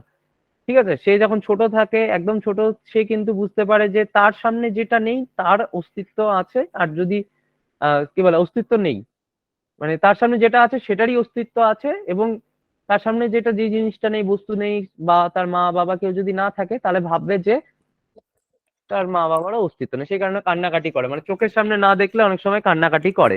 কিন্তু যখন আর একটু বড় হয় তখন দেখা যায় সে তখন বুঝতে শিখে যায় যে বাড়িতে মা বাবারা তখন অন্যত্র রেখে যায়, বুঝতে পারে যে যে মা বাবা কোথায় গেছে বা সেই জিনিসটা জিজ্ঞেস করে। ঠিক আছে, যদিও তার সামনে নেই সেই সময়। এবং তার মধ্যে কিন্তু অবজেক্ট পার্মানেন্স তৈরি হয়ে থাকে কিন্তু। সেই কারণে আমরা ছোটবেলায় কি করি, বাচ্চাদেরকে ঠকাই। একটা সময় আমরা দেখতে পারি যে বাচ্চারা খুব বায়না করে কোনো কিছু নিয়ে নেওয়ার জন্য, তাই তো আমরা কি করি তখন, হুস করে বলি যে হুস, এই কাকে নিয়ে চলে গেছে, এরকম ভাবে বলে দিই। বা ওই কি বলে উড়ন্ত হাতি এসে নিয়ে চলে গেল, বা কোলা ব্যাঙের ছিপ নিয়ে চলে গেছে। ঠিক আছে, এরকম তাদেরকে বলি। তো অর্থাৎ এবং নিয়ে গেলে তখন কি হয়, ওরা বায়না বন্ধ করে দেয়। কিন্তু এই জিনিসটা একটা স্টেজ পর্যন্তই তারা, মানে এই সময় পর্যন্ত তারা বুঝতে পারে, কিন্তু তার পরবর্তীকালে আরেকটু যখন বড় হয়ে যায় না, তখন কিন্তু তাদেরকে কিন্তু এইসব ভুলভাল জিনিস দিয়ে তুমি কিন্তু ঠকাতে পারবে না কিন্তু। ওকে।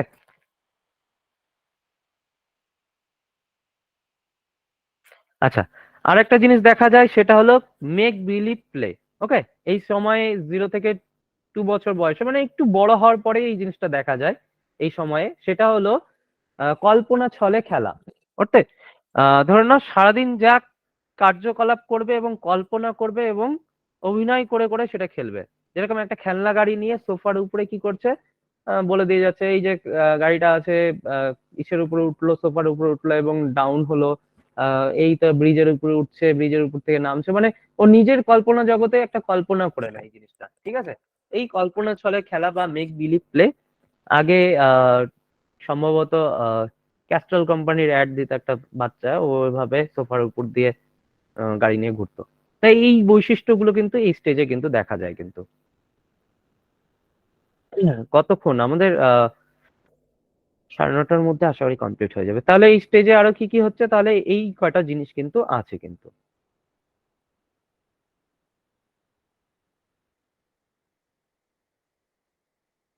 আর এই স্টেজে দেখালো মানসিক কল্পনা করতে পারে শেষের দিকে, ওই যে কল্পনার ছলে খেলা, এবং কিছু উদ্দেশ্যমুখী আচরণও করতে পারে। এই কয়টা জিনিস আমাদের মনে রাখতে হবে এই স্টেজের জন্য। নেক্সট আমরা চলে আসবো যে প্রি অপারেশনাল স্টেজ। এই সময় একটু তারা বড় হয়েছে, 2 থেকে 7 বছর, লোকজনের সাথে মিশবে, এই সময় বন্ধু টন্ধু বানাবে। ঠিক আছে। এই স্টেজেই ধরতে গেলে ছোট যেসব প্লে স্কুল এই সবাই যাওয়ার চেষ্টা করবে, মানুষের কিন্তু কনসেপ্ট বিল্ড হবে, এই সময় ধারণা গঠন হবে, চিন্তা শক্তি তার সাথে সাথে বৃদ্ধি পাবে, কিন্তু তারা কিন্তু সামগ্রিক ভাবে চিন্তা করতে পারবে না। মানে ছোট ছোট জিনিস চিন্তা করতে পারবে ঠিকই, কিন্তু বড় একটা জিনিস যদি কিছু যদি দাও, চিন্তা করতে পারে না। প্রথমে এই জিনিসটা চলে আসে যে সিম্বলিক থটস। ঠিক আছে। এই সময় বাচ্চা কাচ্চারা কিন্তু একটু সংকেত ইউজ করার ক্ষমতাটা বৃদ্ধি হচ্ছে। এই সময় কিন্তু বাচ্চাদের কিন্তু ভাষার বিকাশও, ভাষাও তো এক ধরনের সংকেত, সেটার বিকাশও কিন্তু এই সময় কিন্তু বৃদ্ধি হয়। অর্থাৎ শেখে এবং ভাষা ব্যবহারের ক্ষমতাও কিন্তু তার মধ্যে তৈরি হয়ে থাকে। আচ্ছা, নেক্সট হলো বিলম্বিত অনুকরণ বা ডিফার্ড ইমিটেশন। ওকে। ডিফার্ড ইমিটেশন কি? শিশুরা কিছু পর্যবেক্ষণ করলো, অবজার্ভ করলো এবং সেটাকে আবার অনুকরণও করলো। এই সময় বলা হয়ে থাকে যে বাচ্চাদের সামনে মা বাবার উচিত যে তাদের পার্সোনাল কিছু গল্প গুজব না করা। নাহলে তুমি যদি তাকে যে কিছু যদি বলো বা কিছু যদি সে করো, দেখবে যে তোমার কি বলে, হাটে গিয়ে তোমার হাড়ি ভেঙে ফেলবে। ঠিক আছে। তোমার গল্প বা তুমি যাই বলো না কেন, সেটা কিন্তু অবজার্ভ করে বুঝবে।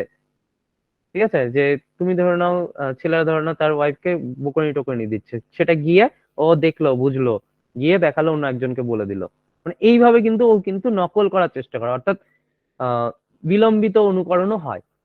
আচ্ছা, নেক্সট হলো তার মধ্যে অ্যানিমেস্টিক থিঙ্কিং জন্মায় কিন্তু, সর্বপ্রাণবাদ। অর্থাৎ এই সময় ছোটবেলায় বাচ্চাদের কিন্তু এই সময় বিশেষ করে মানে কে জীব কে জড় এটার পার্থক্য সে কিন্তু করতে পারে। মানে সে ভাবে যে পৃথিবীর সমস্ত কিছুর মধ্যেই কিন্তু প্রাণ রয়েছে। ওকে। সেই কারণেই তাদের মধ্যে অ্যানিমেস্টিক থিঙ্কিংও কিন্তু দেখা যায়। সেই কারণে ছোট একটা আগে দেখতে যে সার্ফ এক্সেলের অ্যাড হতো, আহ দুটো বাচ্চা স্কুল যাচ্ছিল, স্কুল থেকে আসার সময় দেখা গেল যে কাদা লেগেছে, মেয়েটার কাদা লেগেছে, তখন কাদা লাগাতে কি করছে, সেই কাদাকে সেই ছেলেটা আবার কি করছে, তার উপর লাফালাফি করছে, এবং ও কাদাটাকে আরো বকা দিচ্ছে, হ্যাঁ তুই কেন আমার বান্ধবী গায়ে কেন বন্ধুকে কাদা লাগিয়ে দিবি। মানে সে বুঝতে পারে না যে কাদার ভিতরে প্রাণ নেই।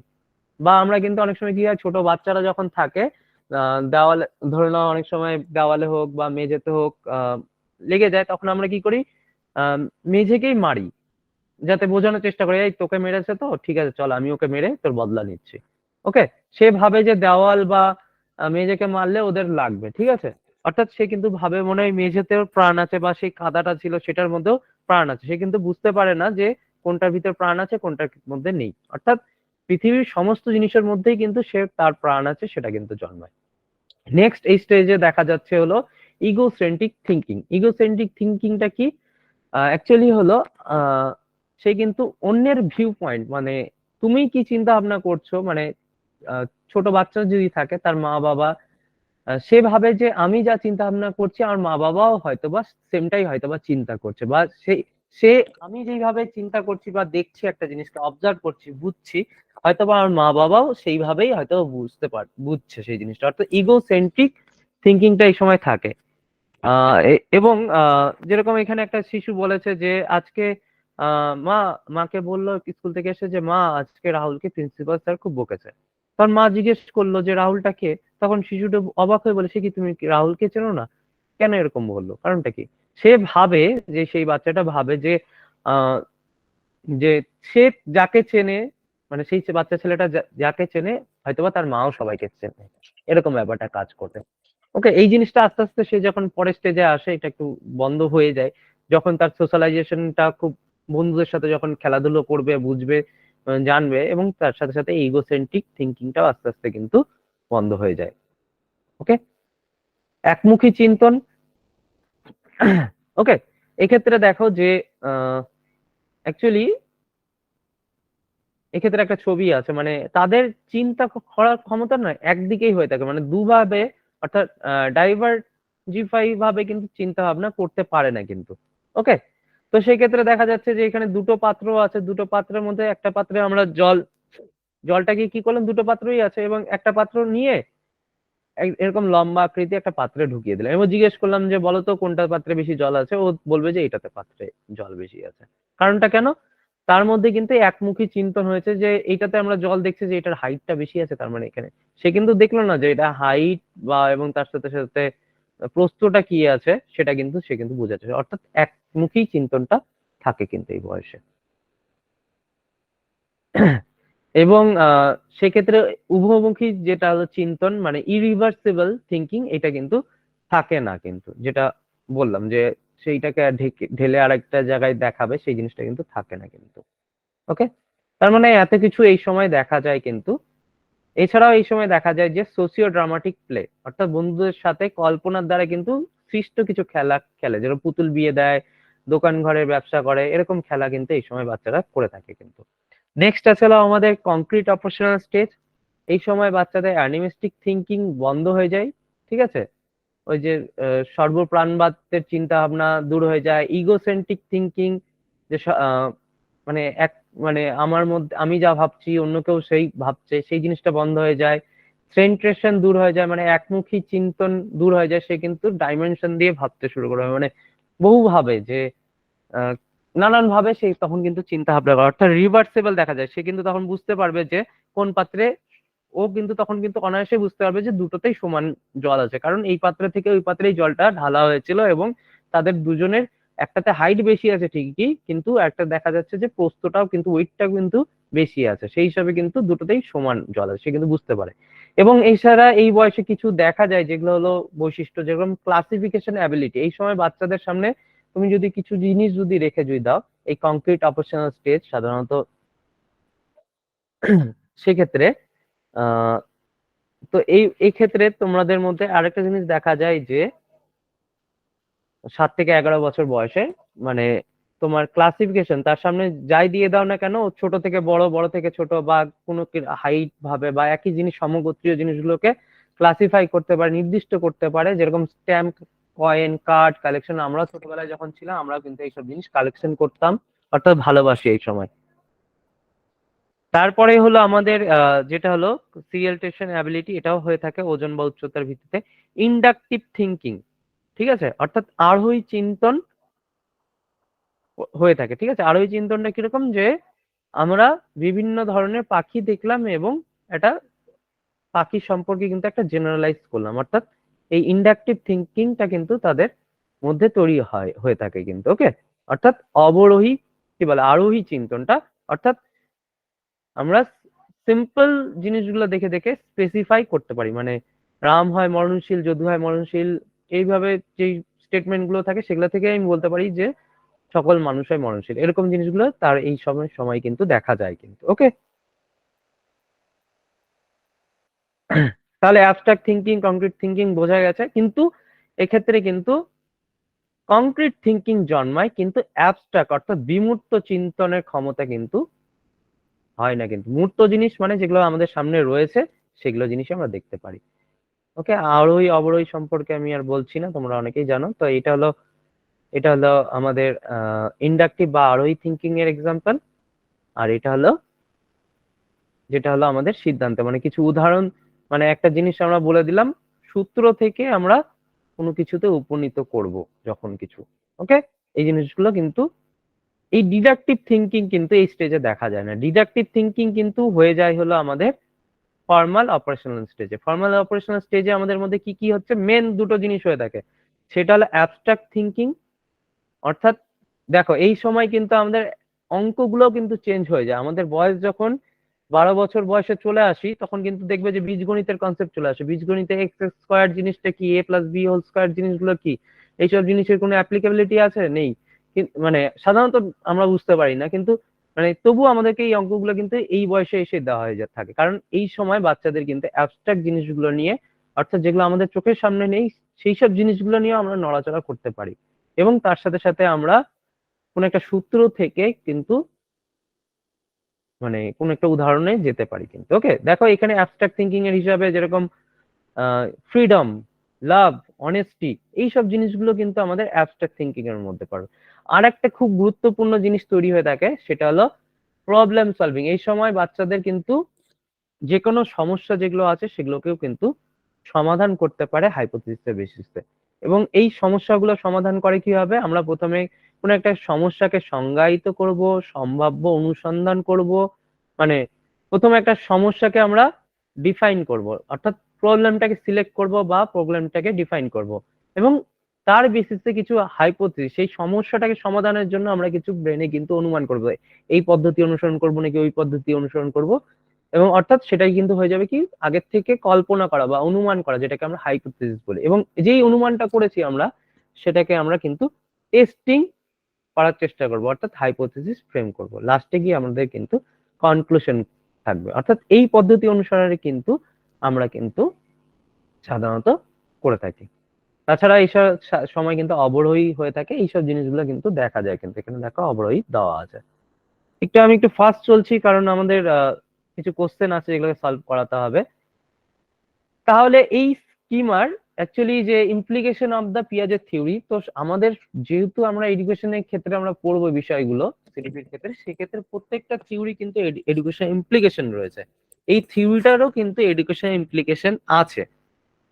তো সেক্ষেত্রে আমাদের ক্লাসরুমে যেরকম উচিত যে এমন কিছু ভারসাম্যহীনতার সৃষ্টি করা, ঠিক আছে, সেই ভারসাম্যহীনতা সৃষ্টি করে তাদের মধ্যে ব্রেন স্ট্রমিং যেটাকে আমরা বলে থাকি, সেটা থেকে বেরিয়ে আসার জন্য চিন্তা ভাবনা করতে হবে বাচ্চাদেরকে, নানান ধরনের অ্যাক্টিভিটিস দিতে হবে। এবং যেই স্টেজে দেখা গেল যে যেই বয়সে যেটা করা উচিত সেটা যদি বাচ্চারা যদি না করে থাকে, সেক্ষেত্রে তাদের জন্য প্রপার গাইডেন্স দেওয়া যেতে পারে। ওকে, এরকম অনেক কিছুই হতে পারে প্রত্যেকটা জিনিস, বা যেরকম দেখো এই স্টেজে যেরকম বলেছে যে বিভিন্ন রকমের বল দিয়ে আলাদা করা যেতে পারে, বিভিন্ন শব্দ শুনিয়ে চিনতে সাহায্য করা যেতে পারে। আবার প্রি অপারেশনাল স্টেজে বন্ধুদের সাথে মিশতে যাতে বলতে মিশে যাতে তাদের যাতে ইগোসেন্ট্রিক থিঙ্কিংটা যাতে ঠিকঠাক যেন হয়। ওকে, তারপর কংক্রিট অপারেশনাল স্টেজ, এই সময় যেহেতু তারা মূর্ত জিনিস বেশি পছন্দ করে, সেই কারণে আমরা যখন টিএলএম ইউজ করব, সেক্ষেত্রে কোনো মূর্ত বিষয়বস্তু নিয়ে আসবো, অর্থাৎ মডেল, চার্ট, এগুলো জিনিস যদি ইউজ করি তাহলে বাচ্চারা ভালো মতন করে বুঝবে। এবং ফর্মাল অপারেশনাল স্টেজে এই সময় হাইপোথিসিস গঠন করবে, কোনো একটা সমস্যা দিব, কোনো কিছু প্রজেক্ট দিব ক্লাসরুমে, যাতে তারা সেই প্রজেক্টটা কমপ্লিট করে আসে। এইভাবে কিন্তু আমরা কিন্তু এই থিওরিটা কিন্তু অ্যাপ্লিকেশন করব। ওকে, আচ্ছা, তোমাদের কিছু যদি জিজ্ঞাসা যদি থাকে তাহলে বলো, আমি তাহলে কিন্তু আমাদের কমপ্লিট। এরপরে কিছু কোশ্চেন সলভ করব আমরা। আর একজন বললো যে বলো ইন্ডাকটিভ এবং ডিডাকটিভ জিনিসটা ক্লিয়ার করে।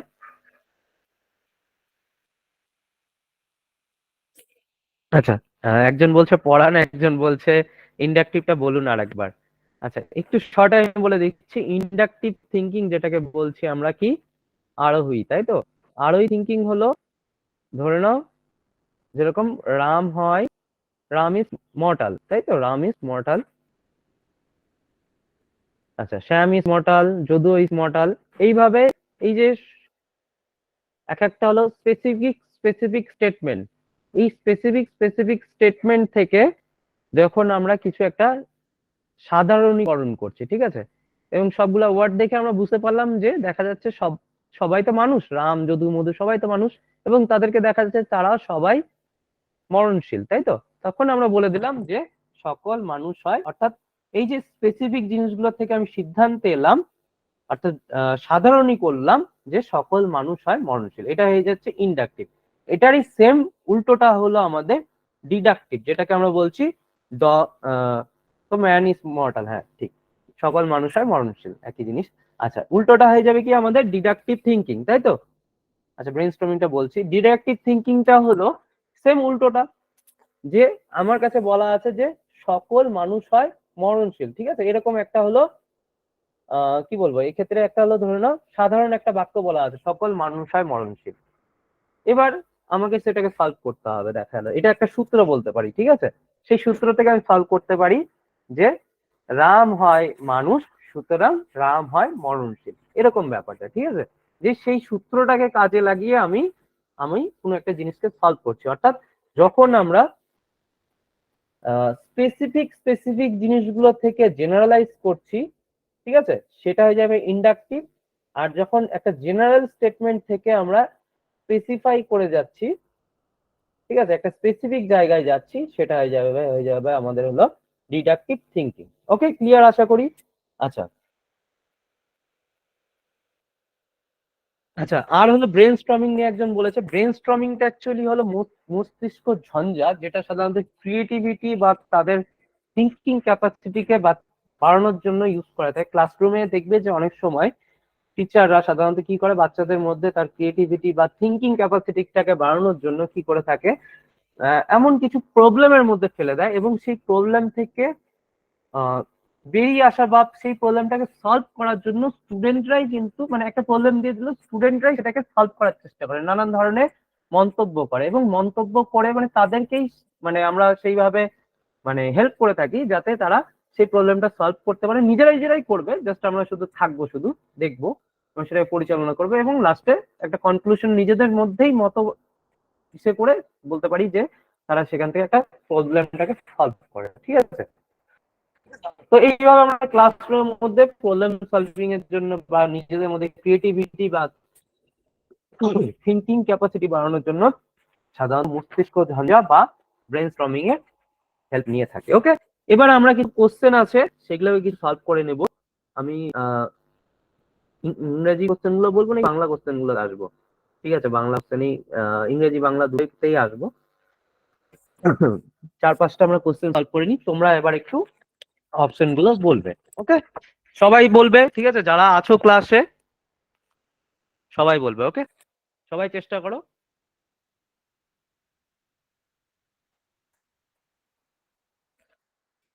এটা একটুখানি আগেই পড়ানো হয়েছে, একটু চেষ্টা করে বলো।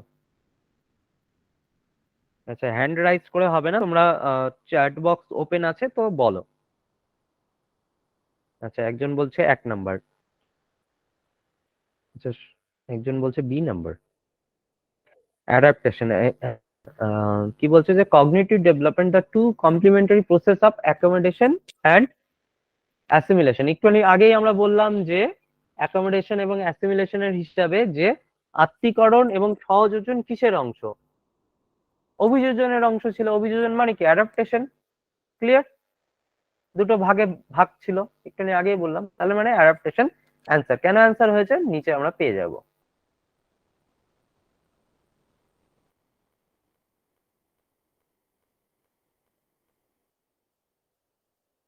আচ্ছা, এখানে কিছু কোশ্চেন আছে।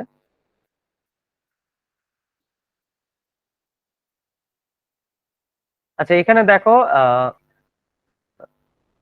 তিনটে ভাগ আছে, মানে সংবেদন সঞ্চালক, প্রাক সক্রিয়তা পর্যায় এবং মূর্ত সক্রিয়তা পর্যায়, এবং এইটার সাথে এগুলার ম্যাচিং করাতে বলেছে, ঠিক আছে? তো তোমরা একটু বলো যে কোনটার সাথে কোনটা ম্যাচিং হবে, এবং তার আসপেক্টে এখানে এসে দেওয়া আছে, আহ বলবো যে কি দেওয়া আছে।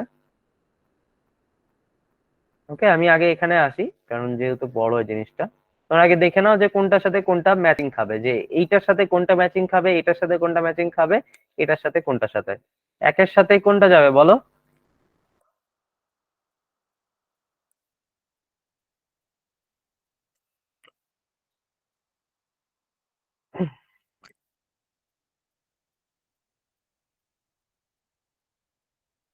যৌক্তিক চিন্তা ভাবনা এবং সংরক্ষণের বিকাশ, আত্মকেন্দ্রিকতা এবং প্রতীকী চিন্তা, ইন্দ্রিয় মোটর দক্ষতার মাধ্যমে মানে কিছু অন্বেষণ করা, বিশ্ব অন্বেষণ। তাহলে এইটা তো প্রথমটার সাথে একের সাথে তো গ তো যাবেই।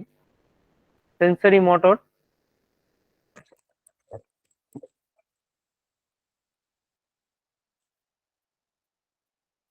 সংবেদন সঞ্চালক, তাই তো?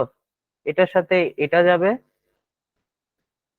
আচ্ছা, যৌক্তিক কোন কিছু যুক্তি দিয়ে চিন্তা ভাবনা, এটা মূর্ততে যাবে। এবং অহংবোধ, এটার সাথে এটা, এটার সাথে এইটা, আর এটার সাথে এটা, তাই তো? তাহলে একের সাথে বলছো হলো 3, একের সাথে হলো 3, দুইয়ের সাথে হলো, এই কি ব্যাপার, একের সাথেও 3, দুইয়ের সাথেও 3। আচ্ছা, তিনের সাথে দুইয়ের সাথে 1 বলছো, দুইয়ের সাথে উল্টো পাল্টা কেন বলছো সবাই? এখানে কি আছে অ্যান্সার? এখানে দুইয়ের সাথে এ আছে, আর একের সাথে সি আছে। দুইয়ের সাথে এ, দুইয়ের সাথে এ, এই যে দুইয়ের সাথে এ আমি ঠিক করেছি, তোমরা ভুল করছিল। এবং তার সাথে সাথে একের সাথে সি, এবং একের সাথে সি, এবং এটার অ্যান্সারটা দেওয়া নেই। ঠিক আছে, এটার সাথে এটা হবে মূর্ত সক্রিয়তা পর্যায়ের সাথে এটা। তার মানে অ্যান্সার কি হচ্ছে? 2 নাম্বার অ্যান্সার হয়ে গেল। কেন হয়েছে সেটা নিচে দেওয়া আছে।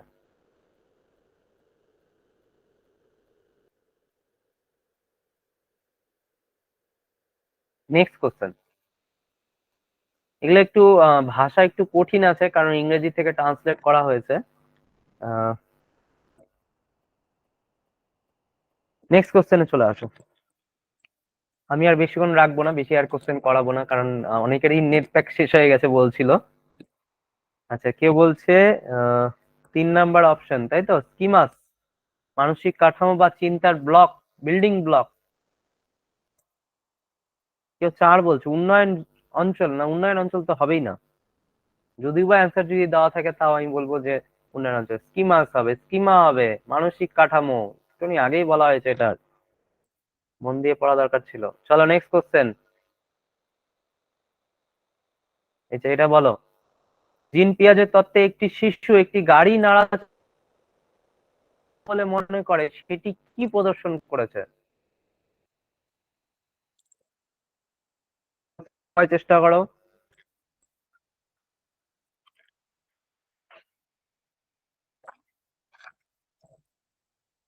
আচ্ছা, 1 নাম্বার সবাই বলছে।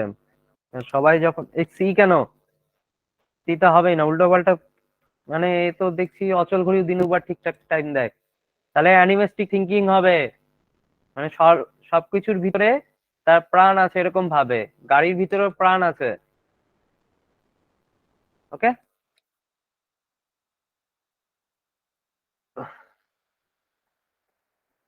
আচ্ছা, নেক্সট কোশ্চেন আমাদের। আচ্ছা, এটা আত্তীকরণ, এবং এটাকে আবাসন মানে হলো সহযোজন, ঠিক আছে? এটা হলো অ্যাসিমিলেশন, অ্যান্ড তার সাথে সাথে হলো আবাসন মানে হলো যেটাকে আমরা সহযোজন বলছি। ওকে, যেটাকে আমরা বলছি অ্যাকোমোডেশন। ওকে, তাহলে কি বলেছে? অবস্থা অর্জনের জন্য চেষ্টা করে, কি হবে এটা? এটা সবাই বলছে যে ভারসাম্যহীনতা। তাহলে এখানে তো বলেছে, কি বললাম, মানুষের ব্যক্তিরা আত্মীকরণ এবং আবাসনের মাধ্যমে, এই ভারসাম্যহীনতা না, না, ভারসাম্যহীনতা না কেন হবে? এখানে কোশ্চেনটা ভালো করে পড়ো। তোমাদের কথা দেখে আমি তো দেখছি ভুল করছি। আচ্ছা, এখানে বলে কি অবস্থা অর্জনের প্রচেষ্টা করে, মানে ভারসাম্যহীনতা থেকে ভারসাম্যে ফেরার চেষ্টা করে। আগে তো বলেছিলাম যে আমরা যদি ডিসব্যালেন্স যদি হয়ে যায়, আমরা ব্যালেন্স হওয়ার চেষ্টা করি কিনা, যে আমরা পিছলে পড়ে যদি যাই কোনো সময়, সেক্ষেত্রে আমরা কি করি, কোনো কিছু ধরে হোক বা কোনো ভাবে আমরা কি করি, ব্যালেন্স করার চেষ্টা করি। এক্ষেত্রে কি হয়েছে, আমাদের মধ্যে এই অ্যাসিমিলেশন এবং অ্যাকোমোডেশনের দ্বারা অ্যাকচুয়ালি আমরা কি করি, ভারসাম্যে ফিরে আসার চেষ্টা করি। সেই কারণে ভারসাম্য হবে। যারা ভারসাম্যহীনতা বলছো তারা ভুল অ্যান্সার দিয়েছো। একটু বুঝে করো। চলো নেক্সট কোশ্চেন।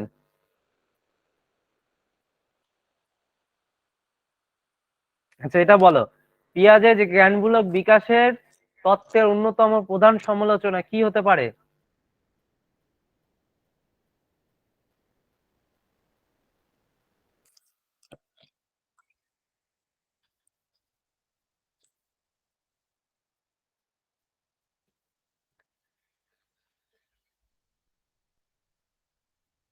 সবাই চেষ্টা করো।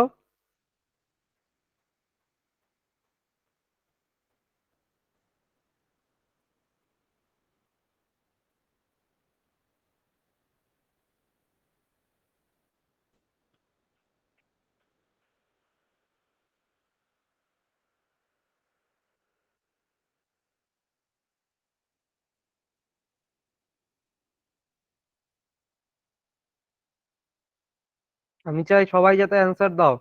ঠিক আছে, ক্লাসে তো প্রায় 150 জনের মতন আছো, সবাই অ্যান্সার দেওয়ার চেষ্টা করো। তাহলে কি বলেছে এটা? পিঁয়াজের জ্ঞানমূলক বিকাশের তত্ত্বে অন্যতম প্রধান সমালোচনা অর্থাৎ ক্রিটিসাইজ করা হয়েছে। ক্রিটিসিজমটা আজকে একটু অতটা ডিটেলসে যাওয়া হয়নি কারণ একটু সময়টা কম। সেই দিক থেকে দাঁড়িয়ে তাও তোমরা একটু যে এই থিওরিটা যে পড়লে সেটা একটু কি হতে পারে দেখো। সক্রিয় জীব হিসাবে বিবেচনা করতেন না, এটাও হবে না।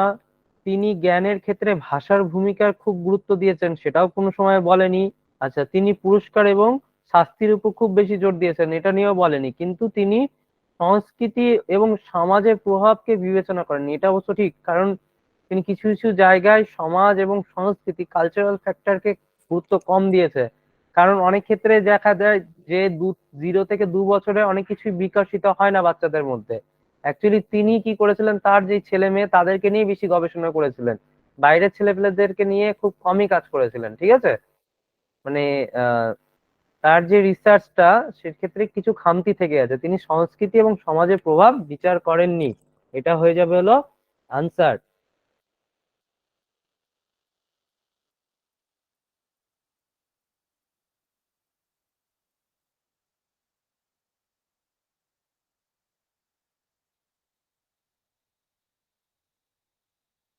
চলো নেক্সট কোশ্চেন সবার জন্য, চেষ্টা করো।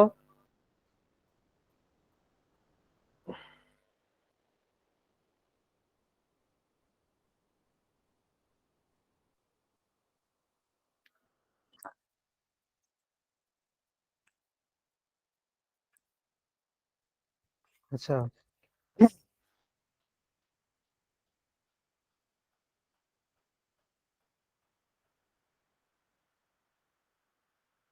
আচ্ছা, কেউ 3 4 4 3 3, তো এক একজন এক এক রকম অ্যান্সার দিচ্ছে, তো কোনটা হওয়া উচিত, কোনটা সঠিক নয়?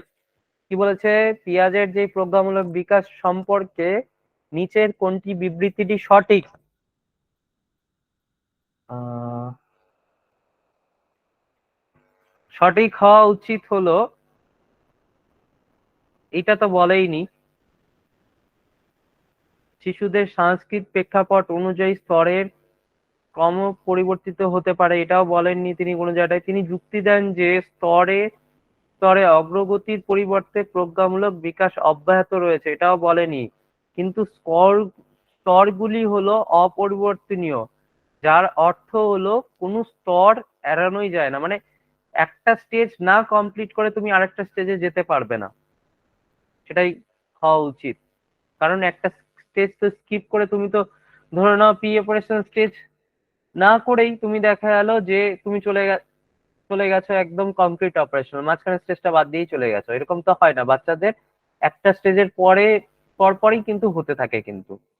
ঠিক আছে, স্কিপ করে যাওয়া সম্ভব নয়। ডি যারা অ্যান্সার দিয়েছো তারাই ঠিকঠাক অ্যান্সার হয়েছে। ওকে।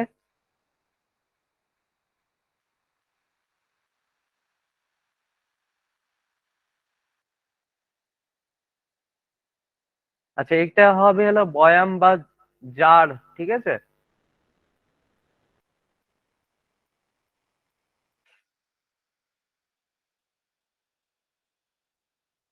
হ্যাঁ, আজকের নোটস গুলো পেয়ে যাবে স্যার। আমার ক্লাস শেষ হলেই স্যার বলে দিবে কিভাবে তোমরা পিডিএফ কালেক্ট করতে পারবে, পিডিএফ এবং ভিডিও স্যার বলে দিবে। ঠিক আছে।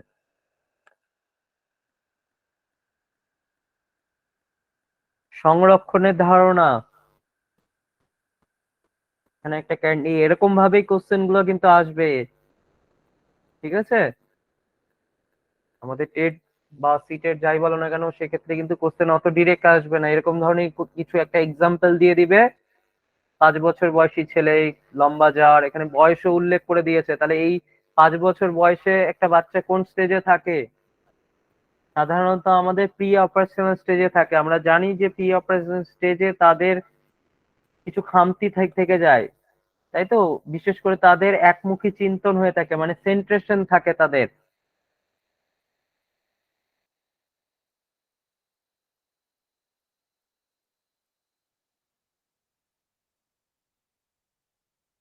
তাহলে যারা ডি অ্যান্সার করেছে সংরক্ষণের ধারণা, সেটাই হয়ে যাবে অ্যান্সার। ডি কেন অ্যান্সার হবে? এখানে কি বলেছে? রাহুল একটি 5 বছর বয়সী ছেলে, সে বোঝে যে যদি একটা জার লম্বা এবং পাতলা হয় এবং অন্যটি ছোট এবং চওড়া হয়, তবে এই সমস্ত বয়ামে সমান সংখ্যক ক্যান্ডি ভর্তি করা যেতে পারে। নিচের কোন দিকগুলি রাহুলের পেঁয়াজের তত্ত্বে অর্জন করেছে? রাহুল একটু তার বয়স অনুযায়ী একটু অ্যাডভান্স ছিল, ঠিক আছে? অ্যাকচুয়ালি এই সময় কিন্তু তার মধ্যে কিন্তু যে ইরিভার্সিবল যে থিঙ্কিংটা যেটা ছিল, বিশেষ করে উভমুখী চিন্তন, সেটা কিন্তু তৈরি হয়ে গেছে অনেকটা বলতে পারি। ঠিক আছে, উভমুখী চিন্তন, এই জিনিসটা কিন্তু সংরক্ষণের নীতির জন্যই হয়েছে তার মধ্যে। ঠিক আছে, এই জিনিসটা অ্যাকচুয়ালি সংরক্ষণের নীতির সাথেই মানে সংরক্ষণের ধারণার সাথেই সম্পর্কযুক্ত, যে একটা যার যদি লম্বা হয়ে থাকে আর একটা এরকম যদি হয়ে থাকে, দুটোতেই যদি সমান ক্যান্ডি রাখি, তার মানে কি এটা কতটুকু সংরক্ষণ করতে পারছে, এটা কতটুকু সংরক্ষণ করতে পারছে, এটা সংরক্ষণের সাথে সম্পর্কযুক্ত। এবং সেটা, এই জিনিসটা চলে আসবে হলো আমাদের, যেটা হলো রিভার্সেবল থিঙ্কিং এর সাথে সম্পর্কযুক্ত। ওকে, রিভার্সেবল থিঙ্কিং অ্যাকচুয়ালি দেখা যায় পরের স্টেজে, বিশেষ করে 7 থেকে 11 বছর বয়সী বাচ্চাদের জন্য, কিন্তু এই বাচ্চাটা একটু অ্যাডভান্স ছিল। বলে দিয়েছে যে 5 বয়সী বাচ্চা কিন্তু সে এই বয়সে কিন্তু বুঝতে শিখে গেছে যে একটা জার যদি লম্বা যদি হয়ে থাকে এবং পাতলা হয়ে থাকে, আর অন্য একটি জার যদি ছোট এবং চওড়া হয়ে থাকে, এবং দুটোতেই সমান ক্যান্ডি ভর্তি করা যেতে পারে। ওকে, সেই কারণে এটা অ্যান্সার। চলো নেক্সট। চলো, এটাই আজকের জন্য আমরা লাস্ট কোশ্চেন রাখছি, এবং আরো কোশ্চেন আছে, তোমরা বাড়িতে ওগুলো প্র্যাকটিস করবে। ওকে,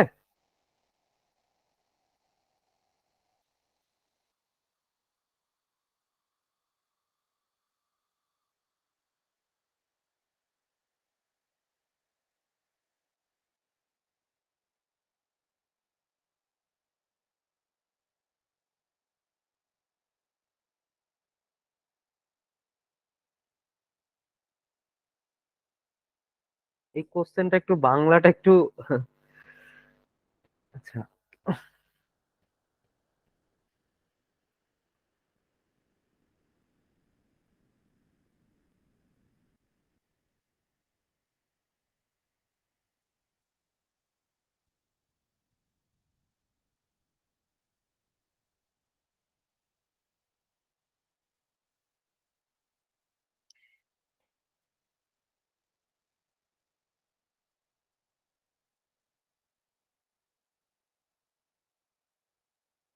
এটা একদম ছোটবেলাকার তাদের বৈশিষ্ট্য, এটাতে দেখা যায়। ঠিক আছে,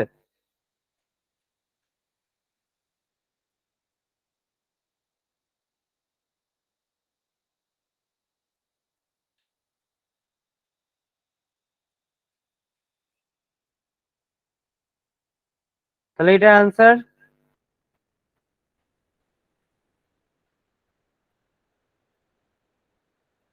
আচ্ছা, এটা প্রাক সক্রিয়তা বা এখানে প্রাক সংজ্ঞাত্মক পর্যায়ে, এখানে একটু ভুল আছে বানানটা। তাহলে এই স্টেজ 2 নম্বর স্টেজ। ওকে, আরো কোশ্চেন আছে, এবং যেগুলো কোশ্চেন তোমরা সলভ করবে। এছাড়া আমি ইংরেজি কোশ্চেন কিছু অ্যাড করে দেবো, তোমরা পিডিএফটা যখন পাবে, এগুলোরই ট্রান্সলেট করা ইংরেজি পার্টগুলো পেয়ে যাবে, তাহলে তোমাদের কোশ্চেনটা সলভ করতে একটু সুবিধা হবে। ওকে, এবার কারো কোনো প্রশ্ন থাকলে জিজ্ঞেস করতে পারো।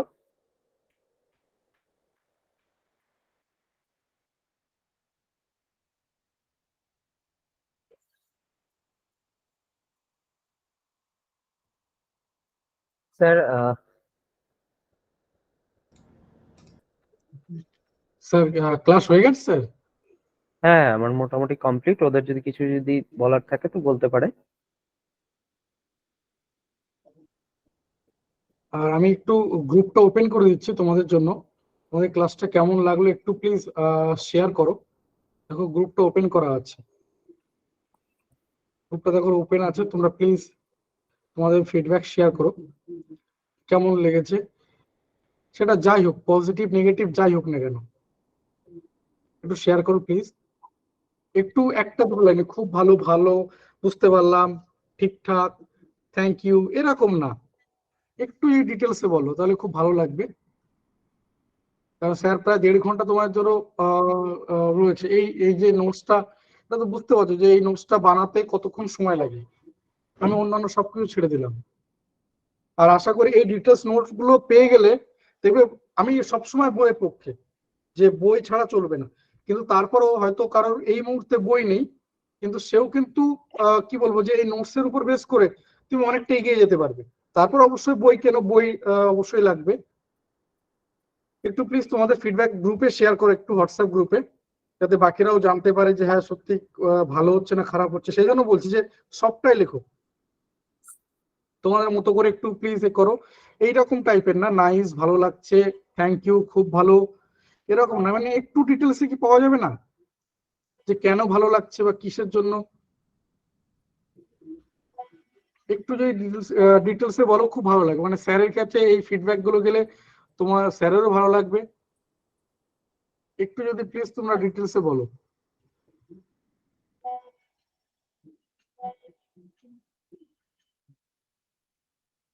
একটু প্লিজ শেয়ার করো।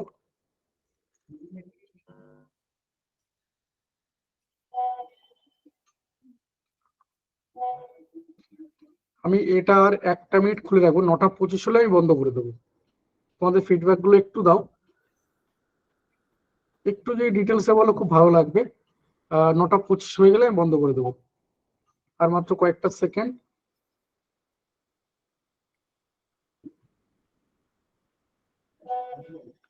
কারণ একদম প্রথমেই বলছিলাম যে যাদের টার্গেট এই primary TET, upper primary TET, তাদের জন্য কিন্তু ভীষণভাবে এটা জরুরি যে সিটিপি ছাড়া তোমরা এক পা এগোতে পারবে না।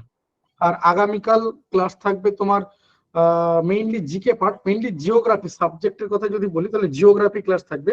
জিওগ্রাফি স্যারই থাকবেন ক্লাসে। কোথায় কাজে লাগবে আমাদের আপার প্রাইমারি টেট যারা দেবে তাদের জন্য জিওগ্রাফি। তো আপার প্রাইমারি টেটের যারা সোশ্যাল সায়েন্স পার্টে রয়েছে তাদের জন্য জিওগ্রাফি। আমাদের প্রথম দিনে আপার প্রাইমারি টেটের সায়েন্স পার্টের একটা ক্লাস হয়েছিল। এবং একই রকম ভাবে যারা পিটির জন্য পড়াশোনা করছো, প্রিলিমিনারি টেস্ট 9, 10, 11, 12, তাদের জন্য কিন্তু জিওগ্রাফি বাধ্যতামূলক।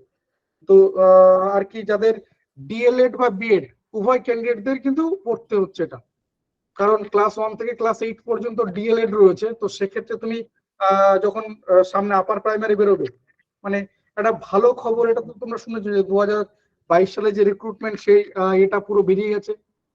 প্রায় 9,000-এরও বেশি স্টুডেন্ট কিন্তু তোমার অলরেডি মানে এখন নিজেদেরকে বলতে পারছে যে আমরা সরকারি চাকুরে। তো এই ব্যাপারটাও তোমরা দেখেছো, এটা অজানা নয় সবার কারোর কাছে। ইভিএস ক্লাস এই 5 দিনের মধ্যে রাখা হয়নি, কারণ অনেকগুলো এখনো ধরো ইভিএস বাংলা ক্লাসটা খুব ইম্পর্টেন্ট, তাই না? যদিও এই 5 দিনে আমাদের চেষ্টা করেছি যে যেমন ইভিএস সিডিপির মতো ক্লাস, ইংলিশের মতো ক্লাস যেমন রাখা, ম্যাথের মতো ক্লাস, তেমন ওদিকেও 2-1টা ক্লাস, যাতে করে সবগুলো জায়গায় কভার করা যায় আর কি মোটামুটি। কারণ 5 দিনে আমরা এর বেশি করতে পারবো না। ঠিক আছে স্যার, আপনার এটা যদি একটু বন্ধ করেন শেয়ারটা, তাহলে হ্যাঁ, আমি এখান থেকে করে দিয়েছি স্যার। শেয়ার আপনার বন্ধ হয়নি। হ্যাঁ হ্যাঁ ঠিক। আমি গ্রুপটা, হয়ে গেছে এখন। হ্যাঁ, থ্যাংক ইউ সবাইকে। আমি এটা শেয়ার করে দিচ্ছি, তোমাদের একটা কোড শেয়ার করে দিচ্ছি। কোন নাম্বারে পাঠাবে সেই নাম্বারটা আমি দিয়ে দিচ্ছি। এই নাম্বারে কিন্তু কোডটাকে পাঠাবে, অন্য কোনো নাম্বারে পাঠাবে না। এবং এই এখন 9:27 বাজে আমি শেয়ার করছি, মানে আজ রাত 10টার মধ্যে পাঠাবে। কারণ আবারও বলছি, এটা কিন্তু একটা অটোমেশনের মধ্যে দিয়ে যাবে, ঠিক আছে? তো সেক্ষেত্রে কেউ ছবি তুলে স্ক্রিনশট নিয়ে পাঠাবে না, কারণ অটোমেশন মানে ধরো আমি কিছু একটা কোড দিয়ে রেখেছি যে শেয়ার করব, এই কোডটা যখন তুমি লিখে পাঠাবে তোমার কাছে অটোমেটিক কিন্তু চলে যাবে। কারণ আমি এমন নয় যে রাত্রেবেলা 12টায় বসে আমি তোমাকে মেসেজ করছি, তা একদমই না। মানে এখন কি হবে দেখো, রেকর্ডিংটা এখন হচ্ছে, এটা প্রসেস কমপ্লিট হয়ে যখন আপলোড হবে সেটা হতে হতে ধরো প্রায় 12:30 1টা বেজে যাবে। এটা আপলোড হওয়ার পর আমি এটা অটোমেশনে দিয়ে দেবো যে এই কোড যারা পাঠাবে তাদের কাছে এই রেকর্ডিং ভিডিও এবং পিডিএফ নোটস পৌঁছে যাবে। তো কেউ যদি এটাকে স্ক্রিনশট নিয়ে পাঠাও তাহলে কিন্তু তার ওই কোডটা কিন্তু রিড করতে পারবে না, অটোমেশন কিন্তু তার কোড রিড করতে পারে না। তাই মেসেজটা তোমাকে লিখতে হবে, এমন নয় যে অনেক কিছু লেখা রয়েছে। এবং ব্যাপারটা একদমই সোজা। দেখো আমি শেয়ার করে দিচ্ছি, আশা করি দেখতে পাচ্ছ সবাই, আশা করি স্ক্রিনটা সবাই দেখতে পাচ্ছ। শুধু কোডটা হচ্ছে এইটুকুই, এইটা হচ্ছে কোড। এই যে টিচিং টার্গেট স্কুল জব, এইটুকু হচ্ছে কোড। আর এই নাম্বারটাতে পাঠাবে 9804418987, এই নাম্বারটাতে পাঠাবে। বারবার বলছি স্ক্রিনশট নিয়ে পাঠাবে না, ছবি তুলে পাঠাবে না, সেক্ষেত্রে তোমারটা কিন্তু রিড করতে পারবে না, তোমার কাছে কিন্তু যাবে না। আমি ম্যানুয়ালি কাউকে পাঠাতে পারবো না, ঠিক আছে? ম্যানুয়ালি কিন্তু এটা পাঠানো সম্ভব না। তাই বারবার বলছি সবাইকে যে প্লিজ তোমরা লিখে পাঠাবে, এইটুকু লিখবে, শুধু মেসেজ করবে টার্গেট স্কুল জব, এখনই করে রেখে দাও, তাহলে তোমার ঝামেলা মিটে যাবে। টার্গেট স্কুল জব, শুধু এইটুকু লিখে আমাকে মেসেজ করো ওই নাম্বারটাতে 9804418987। 10টা পর্যন্ত থাকবে, 10টার পর আমি কিন্তু অটোমেশনের জায়গাটা বন্ধ করে দেবো। তারপর আর কোনো কিছু পাঠালেও কিন্তু সেটা আর অ্যাকসেপ্ট করবে না। এই 10টা পর্যন্ত যতগুলো মেসেজ এই নাম্বারের আসবে সমস্ত নাম্বারের কাছে কিন্তু রেকর্ডিং ভিডিও পিডিএফ নোটস পৌঁছে যাবে। এখানে নয়, আমি কথাটা বোঝাতে পারলাম না? এখানে কেন পাঠাচ্ছ? আমি আবার বলছি, নাম্বার 1, তুমি এই নাম্বারটাকে প্রথমে সেভ করো 9804418987, এই নাম্বারে হোয়াটসঅ্যাপ আছে, ঠিক আছে? ওটাও দেখবে যে মাস্টারজি নামেই রয়েছে, মাস্টারজি রজত ঘোষ স্যার বা এরকম সামথিং কিছু একটা রয়েছে। তো এই নাম্বারটা সেভ করো, সেভ করে এর এতে যাও, হোয়াটসঅ্যাপে যাও, হোয়াটসঅ্যাপে গিয়ে শুধু এইটুকু টাইপ করো, তোমার নাম লেখারও দরকার নেই, কিচ্ছু লিখবে না, আদার্স কোনো কিছু লেখার দরকার নেই, শুধু এইটুকু লিখে পাঠাও টার্গেট স্কুল জব, শুধু এইটুকু লিখে পাঠাও। অন্য কোনো মোডে পাঠালে হবে না, এখানে পাঠালে হবে না, অন্য কোনো নাম্বারে পাঠালে হবে না, টেক্সট মেসেজ করে পাঠালেও হবে না। এবং এটা কিন্তু ছবি তুলে পাঠালেও কিন্তু তোমার কাছে যাবে না, ছবি তুলে পাঠালেও যাবে না, কারণ ছবি তুলে পাঠালে বা স্ক্রিনশট নিলে এটা কিন্তু রিড করতে পারে না, শুধুমাত্র লেখা মেসেজই কিন্তু অটোমেশন রিড করবে। তো বারবার বলছি, পরে তুমি বলবে আমি কেন পাইনি স্যার, সেই দায়িত্ব কিন্তু তোমার, কারণ এখানে আমার সাথে কারোর পার্সোনালি বন্ধুত্ব শত্রুত্ব কোনো কিছু নেই। তো তোমার যদি সবকিছু ঠিকঠাক থাকে অটোমেশন অটোমেটিক তোমার কাছে পাঠিয়ে দেবে, ঠিক আছে? আমি কিন্তু বারবার বলছি যে একটু এটাকে লিখে পাঠাও, এই নাম্বারে পাঠাবে, অন্য কোনো নাম্বারে পাঠাবে না, অন্য কোনো নাম্বারে পাঠাবে না, এই নাম্বারেই পাঠাবে 98044187 টার্গেট স্কুল জব, ঠিক আছে? অন্য কোথাও পাঠাবে না। চলো আমি এই পর্যন্ত রাখলাম তাহলে। আর আগামীকাল যেটা বললাম 8টা থেকে থাকবে জিওগ্রাফি ক্লাস, মিস করবে না। শনিবার দিন রয়েছে ইংলিশ ক্লাস, মানে সর্বঘটের কাঠালিগলা, যেটা যে ইংলিশ তুমি কোথাও কোনো কিছু বাদ দিতে পারবে না। প্লিজ নাম্বারটা ফোন করো না, ওই নাম্বারটাকে, মানে আগামীকাল রয়েছে জিওগ্রাফি ক্লাস যেটা বলছিলাম। আমি আমি বিশ্বাস করি যে তুমি কালকে ক্লাসে থাকলে নতুন কিছু বুঝতে পারবে। মানে আমরা তো এমন এখানে কেউ নেই যে জিওগ্রাফি পড়িনি, কালকের ক্লাসের করার পর এই ঠিক এরকম 9:30টার সময় তুমি আমাকে বলবে স্যার আমি জিওগ্রাফি নতুন করে পড়লাম। যদি আমি, মানে তুমি যদি এই কথা আমাকে না বলো, তারপরে তুমি আমাকে যা যা বলবে সব মেনে নেবে। আমি এতটা তোমাদেরকে বলছি যে 8টা থেকে ক্লাস শুরু হবে, 9:30টায় ক্লাস শেষ হবে, 9:30টায় ক্লাস শেষ হওয়ার পর তুমি বলবে, মানে আমি তোমাকে বলবো যে ফিডব্যাক শেয়ার করো, তো তখন তুমি লিখে পাঠাবে যে হ্যাঁ আমি সত্যিকারে এর আগে এরকম জিওগ্রাফি ক্লাস করিনি। আমরা সবাই জিওগ্রাফি ক্লাস করেছি, কিন্তু কালকে ক্লাস করার পর তুমি ডেফিনেটলি বুঝতে পারবে যে হ্যাঁ এইরকম জিওগ্রাফি ক্লাস তুমি করোনি। আমি এটুকু তোমাকে বলতে পারি, তুমি দেখবে তোমরা কালকে লিখে পাঠাচ্ছ। আমি আজ প্রায় 24 ঘন্টা আগে তোমাদেরকে। আচ্ছা স্যার, অনেকে নাম্বারটা আবার বলতে বলছে, একটু বলে দিন আর একবার নাম্বারটা আর কোডটাও বলে নাম্বারটা দিন। আমি লিখে পাঠিয়ে দিচ্ছি 9804418987, কোডটাও বলে দিন তাহলে। 9804418987। সবাই স্যারের নাম্বারটা সেভ করে নাও এবং কোডটা স্যার বলে দিচ্ছে আর একবার। এই তো এটা হচ্ছে কোড, এটা হচ্ছে কোড, এই যে টার্গেট স্কুল জব আর এই নাম্বার দেখো আমি দিয়ে দিয়েছি। আর কোনো অসুবিধা নেই তো? আচ্ছা আমি আরো দেখলে, একবার তোমাকে শেয়ার করে দেখিয়ে দিচ্ছি এই যে। আচ্ছা যারা আর বাংলা বাংলা সিলেবাস, স্যার একটু আমি বলছি, যারা বাংলা সিলেবাস চাইছো, হ্যাঁ ওটা আমি দিয়ে দিব, তোমাদের অসুবিধা নেই। আর কিছু ইংরেজি কোশ্চেনও থাকবে। যারা কিছু বাংলা বাংলা প্লাস ইংরেজি মানে দুটো ভার্সনই থাকবে, তোমাদের কোশ্চেন গুলো সলভ করতে যাতে সুবিধা হয়। আরো কিছু আছে কোশ্চেন, সময় তো একটা টাইম তো নির্দিষ্ট আছে, তো কিছু কোশ্চেন থাকলেও ওগুলো তোমরা একটু সলভ করে নিবে। আর আমাদের কিন্তু সব ক্লাসেই কিন্তু এরকম সবসময় কিন্তু একটা টপিক পড়ানো হবে এবং সেই রিলেটেড কিন্তু কোশ্চেন সলভ হবে, এবং স্যারের কাছে কিন্তু আরো কোশ্চেন কিন্তু আরো আছে, তাই তো স্যার? একদম যেটা আমাদের মক টেস্ট সবসময় মক টেস্ট হয়েই আমি থাকে। শুধু বলে রাখি যে আমি বলবো একদম, যেদিন আমি লাস্ট দিন ক্লাসে আসবো, যেদিন আমার ক্লাস থাকবে আমি সেদিন বলবো। তাও বলে রাখছি আনলিমিটেড মক টেস্ট সুবিধা থাকবে, দেখবে এই লাইনটা লেখা রয়েছে আনলিমিটেড, মানে আনকাউন্টেবল নাম্বার অফ মক টেস্টের সুবিধা থাকবে। ঠিক আছে, হ্যাঁ যারা হোয়াটসঅ্যাপ করে রেখেছো খুব ভালো। আর আমি বারবার বলছি যে সবার কাছে রিকোয়েস্ট থাকলো যে একাধিক মেসেজ করো না, একাধিক মেসেজ করো না। ধরো আজ যদি রাত্রে নাও যায়, ধরো কালকে সকালে গেল, কিন্তু তুমি সেই পর্যন্ত ওয়েট করো, ধৈর্যটা রাখো। যে বারবার মেসেজ করো স্যার ইয়ে পাইনি, রেকর্ডিং ভিডিও পিডিএফ নোটস পাইনি, এটা একটা বলার দরকার নেই। ইভেন তোমার নাম লেখার দরকার নেই, শুধুমাত্র এইটুকু লিখে পাঠাও টার্গেট স্কুল জব। কারণ বুঝতে পারছো একটা নাম্বারের উপর যদি এতগুলো সবাই হোয়াটসঅ্যাপ করে, আমি যখন কোডটা শেয়ার করেছি তখন প্রায় 135 জন স্টুডেন্ট ছিল, আমি ধরে নিলাম যে বাদ দিয়ে 120 জন তো পাঠাবে। তাহলে ভাবো যে একটা মুহূর্তের মধ্যে 120টা মেসেজ এক জায়গায় ঢুকছে, তারপর যদি একাধিক মেসেজ করো তো চাপ পড়ে যায় আর কি হোয়াটসঅ্যাপের উপর, বারবার যার জন্য নাম্বারটা এগুলোতেও প্রবলেম হয়।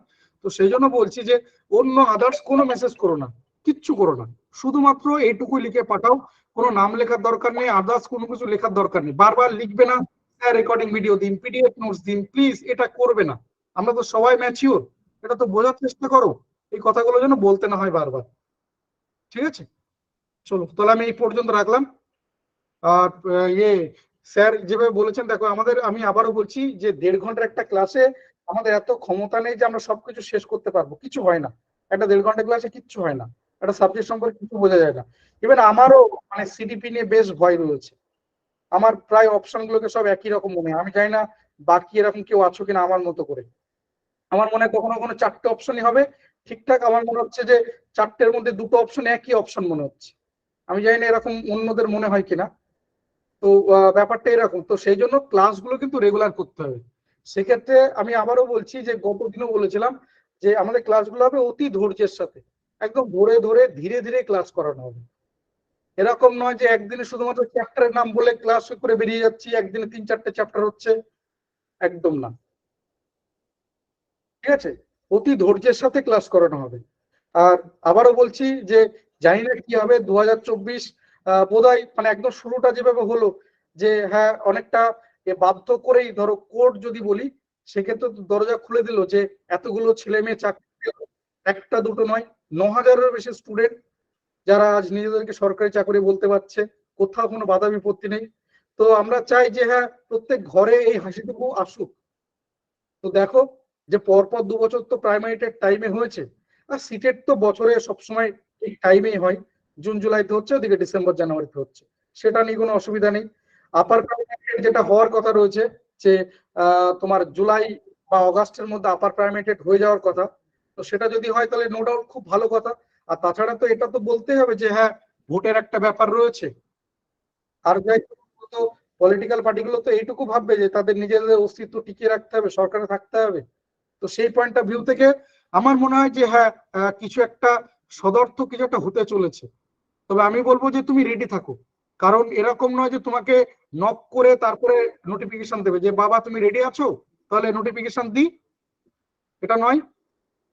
তো যখন এরকমই কিন্তু হবে যে নোটিফিকেশন দেবে তার ঠিক 2 থেকে আড়াই মাসের মধ্যে কিন্তু পরীক্ষা হয়ে যাবে, 2 থেকে আড়াই মাসের মধ্যে। মাদ্রাসা দেখেছো যে যদি সাবজেক্ট পেপার বলো, সেই সাবজেক্ট পেপার শেষ করার মতো সময় দেয়নি, মাঝে কিছু কেস টেস হয়েছিল, ডেট দিয়েছিল, সেই ডেট আবারও পোস্টপোন করেছে, তারপর আলটিমেট কিন্তু মাদ্রাসা পরীক্ষা হচ্ছে। তো সেই জায়গা থেকে বলছি যে এমন নয় যে নোটিফিকেশনের জন্য বসে রয়েছে তারপরে গিয়ে কিন্তু তুমি পড়াশোনা শুরু করলে তাতে করে কিন্তু ওই ব্যাপারটা ওরকম হবে যে ব্যাস আর হলো না। তো সেই পয়েন্টটা ভিউ বা সেই পর্যন্ত ওয়েট করো না, ঠিক আছে, সেই পর্যন্ত ওয়েট করো না, কারণ এই বছরও ঠিক টাইমেই পরীক্ষা হবে। ঠিক আছে, চলো আর আমি তাহলে সময় নিচ্ছি না, তোমরা আজ 10টার মধ্যে কিন্তু পাঠিয়ে দেবে, 10টার পর হলে কিন্তু এগুলোকে আর নেবে না, তারপরে কিন্তু নর্মাল মেসেজ হিসেবে তোমার মেসেজটা চলে আসবে। আমি কিন্তু ম্যানুয়ালি পাঠাতে পারবো না ভাই, একটু আমাকে এই ব্যাপারটাতে করো, যে তুমি 10টার পর পাঠিয়ে দিলে তারপরে 4বার করে মেসেজ করো, স্যার পিডিএফ দিন, নোটস দিন, স্যার আপনি বললেন কোড পাঠালে দেবেন। আমি অন রেকর্ড বলছি, দেখো এখনো রেকর্ড হচ্ছে, আমি কিন্তু পারবো না তখন। তো আমি আশা করবো যে এখনো ধরে নাও যে 20 মিনিট সময় রয়েছে, তো 20 মিনিটের মধ্যে একটু লিখে পাঠাতে পারবে না, যে টার্গেট স্কুল জব। ঠিক আছে, চলো ছাড়লাম তাহলে, কারো যদি কিছু বলার থাকে বলতে পারো, আমি নইলে একবার মাইকটা ওপেন করে দিচ্ছি, যদি কারো বলার থাকে, দু একজন যদি কেউ কিছু বলো, মাইকটা ওপেন আছে দেখো, হ্যালো। বলো। হ্যাঁ স্যার, বলছি বিএ স্টেট দেবো, তাতে কি সিডিপির ক্লাসটা একটু উপকৃত হতে পারি? এখন তো চাইল্ডের ব্যাপারটা। ডেফিনেটলি, ডেফিনেটলি, কারণ ওখানেও তো থাকবে। হ্যাঁ স্যার, সেটা আপারের ব্যাপারটা আছে, এখন তো হ্যাঁ, লো লেভেলটা হচ্ছে তো তাই। না না এই দেখো, সিডিপি কিন্তু আলাদা না, স্যারও দেখালেন যে তোমাদেরকে প্রাইমারি সিলেবাসটা দেখাতে বললেন যে এই একই সিলেবাস, একই কিন্তু সবকিছু, আলাদা করে কিন্তু কিছু নয়। সিলেবাসের মধ্যে 19-20 আছে, বা স্যারও বললেন যে এই যে সিলেবাসটা তোমাদেরকে দেখিয়েছে এটা কিন্তু পুরোটা নয়, এর বাইরেও কোশ্চেন করে, সেটা স্যার বললেন তো ক্লাসের মধ্যে। ঠিক আছে, হ্যালো এবং স্যার। হ্যাঁ, বলো। হ্যালো স্যার, আমার একটা কথা বলার ছিল। স্যার বলো, আমার একটা কোশ্চেন ছিল। এক একজন করে বলো, আব্দুল বলো। হ্যাঁ স্যার, বলছিলাম যে আমি মাদ্রাসার টেট দিলাম, তো একটা যদি অ্যারাবিক ক্লাস এখানে অ্যাটেন্ড করতেন তো আমার খুব উপকৃত হতো, কারণ আমি অ্যারাবিক নিয়ে পড়াশোনা করেছি, তার জন্য স্যার বলছিলাম। অ্যারাবিক এই মুহূর্তে হবে না গো, অ্যারাবিক এই মুহূর্তে হবে না, মানে এরপর অবশ্যই আমাদের সাবজেক্ট ক্লাস আসবে। সাবজেক্ট ক্লাসের ক্ষেত্রে আমাদের যা সুবিধা রয়েছে, বাংলা, দেন এডুকেশন, দেন ফিলসফি, জিওগ্রাফি, হিস্ট্রি আর সংস্কৃত, এই 6টা সাবজেক্ট আমাদের অ্যাভেলেবেল রয়েছে, অ্যারাবিক আমাদের এখানে নেই। Hello Thank you. Sir. Hello sir. বলো। হ্যালো। স্যার। হ্যালো, নমস্কার স্যার। স্যার আমি সিটেটের জন্য প্রিপারেশন নিচ্ছি, তো স্যার কাইন্ডলি যদি সিডিপির কোনো বই বা কোনো অথার নাম একটু বলেন ভালো স্যার হয় স্যার। ডেফিনেটলি বলে দেবেন, তবে একটা ক্লাসে তো সব হবে না, যে আমরা বই সিলেবাস পড়াশোনা করবো, এমসিকিউ দেখবো, হয় না। এটা একটা ওভারঅল ভিউ হলো, ডেফিনেটলি স্যার বলবেন। ঠিক আছে, আমি হ্যালো বললাম যে হ্যালো স্যার স্যার। এটা একদিনের ক্লাস তো হ্যালো তাই স্যার, বলছিলাম হ্যাঁ যদি বলো। বলছি স্যার স্যার এই ক্লাসগুলো কি রেগুলারই চলবে? মানে রেগুলার এর কি হবে কোর্স? বললাম, ডেফিনেটলি, কারণ আমরা এরকম কোনো কিছু শখ বা ইচ্ছা নেই যে 5 দিন ইয়ে করে কিছু করা যায়, কিচ্ছু হয় না। এটা ডেফিনেটলি একটা রেগুলার ক্লাস হবে। আমি তো গতকালও বলেছিলাম, আজও বলছি, আমি আবারও বলছি যে রবিবার আমি নিজে থাকবো ক্লাসে, ম্যাথের ক্লাসে। তো 4 তারিখের যে ক্লাসটা হবে, সেই ক্লাসে আমি এই নিয়ে বিস্তারিত কথা বলবো, ডিটেলসে কথা বলবো, যে কি হবে না হবে, আমি বিস্তারিত কথা বলবো তোমাদের সাথে 4 তারিখের ক্লাসে। স্যার আমার একটা কোশ্চেন ছিল স্যার। স্যার বলছিলাম আমার গ্রাজুয়েশনে ইয়ে ছিল স্যার, ইংলিশ অনার্স ছিল, 42% আছে, আমি কি আপার প্রাইমারিটা দিতে পারবো স্যার, ডিএলএড কমপ্লিট? হ্যাঁ দিতে পারবে। ওটা স্যার কেউ তো বলছে স্যার 50% না হলে অ্যালাউ করবে না, ওই জন্য আমার মানে। কাস্টের কোনো কিছু আছে? হ্যাঁ স্যার। কাস্টের কোনো কিছু আছে? না স্যার কিছু নেই তো। আমাকে একবার দেখতে হবে আপার প্রাইমারি ওটা কি আছে, তাহলে একবার একটু দেখে আমাকে বলতে হবে। তুমি কালকে একবার 11টার পর ফোন করো একটা।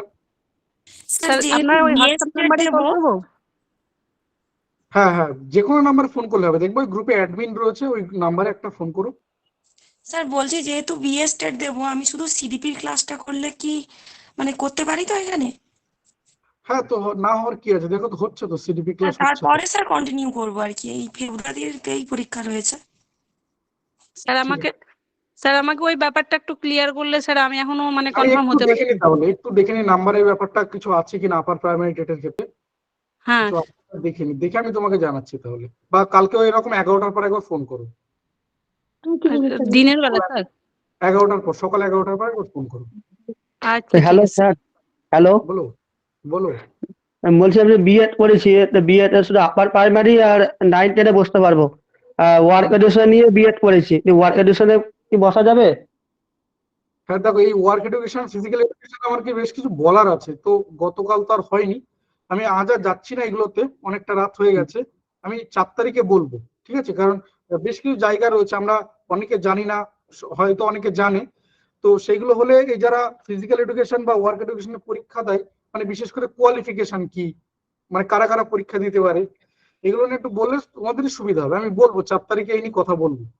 মানে আমি ওয়ার্ক এডুকেশন নিয়ে পড়েছি, প্লাস সাবজেক্ট ইতিহাস আর ওয়ার্ক এডুকেশন নিয়ে পড়েছি, বিএড করেছি। এডুকেশন নিয়ে আমি 4 তারিখের ক্লাসে বলবো, ঠিক আছে? ওটা ঠিক আছে সময় স্যার। একটু বলে দেবো আমি, কারণ ওখানে অনেকে আছে যে বেশ কিছু কোয়ালিফিকেশন যেগুলো না, এগুলো তো দেওয়া যায় না, কিন্তু তারা কিন্তু ওয়ার্ক এডুকেশন বা ফিজিক্যাল এডুকেশনে অ্যাপ্লাই করতে পারে, যেমন কম্পিউটার সায়েন্স রয়েছে, এমসিএ রয়েছে, এগুলো নিয়ে আমি কথা বলবো, ঠিক আছে? 4 তারিখে এই নিয়ে কথা বলবো। Hello sir. Thank you sir. হ্যাঁ বলো। হ্যালো স্যার, হ্যাঁ স্যার বলছি লাইব্রেরিয়ান বা লাইব্রেরি সায়েন্সের উপরে কি পিএইচডি করা যায়? হ্যাঁ, স্যার এতে কিরকম মার্কস লাগবে, কত পার্সেন্টেজ থাকতে হবে? ওখানে তো তোমাকে 55% মার্কস তোমার মাস্টার ডিগ্রি থাকতে হবে, আর এদিকে নেট সেট কিছু একটা নেট থাকলে আচ্ছা ভালো হয়।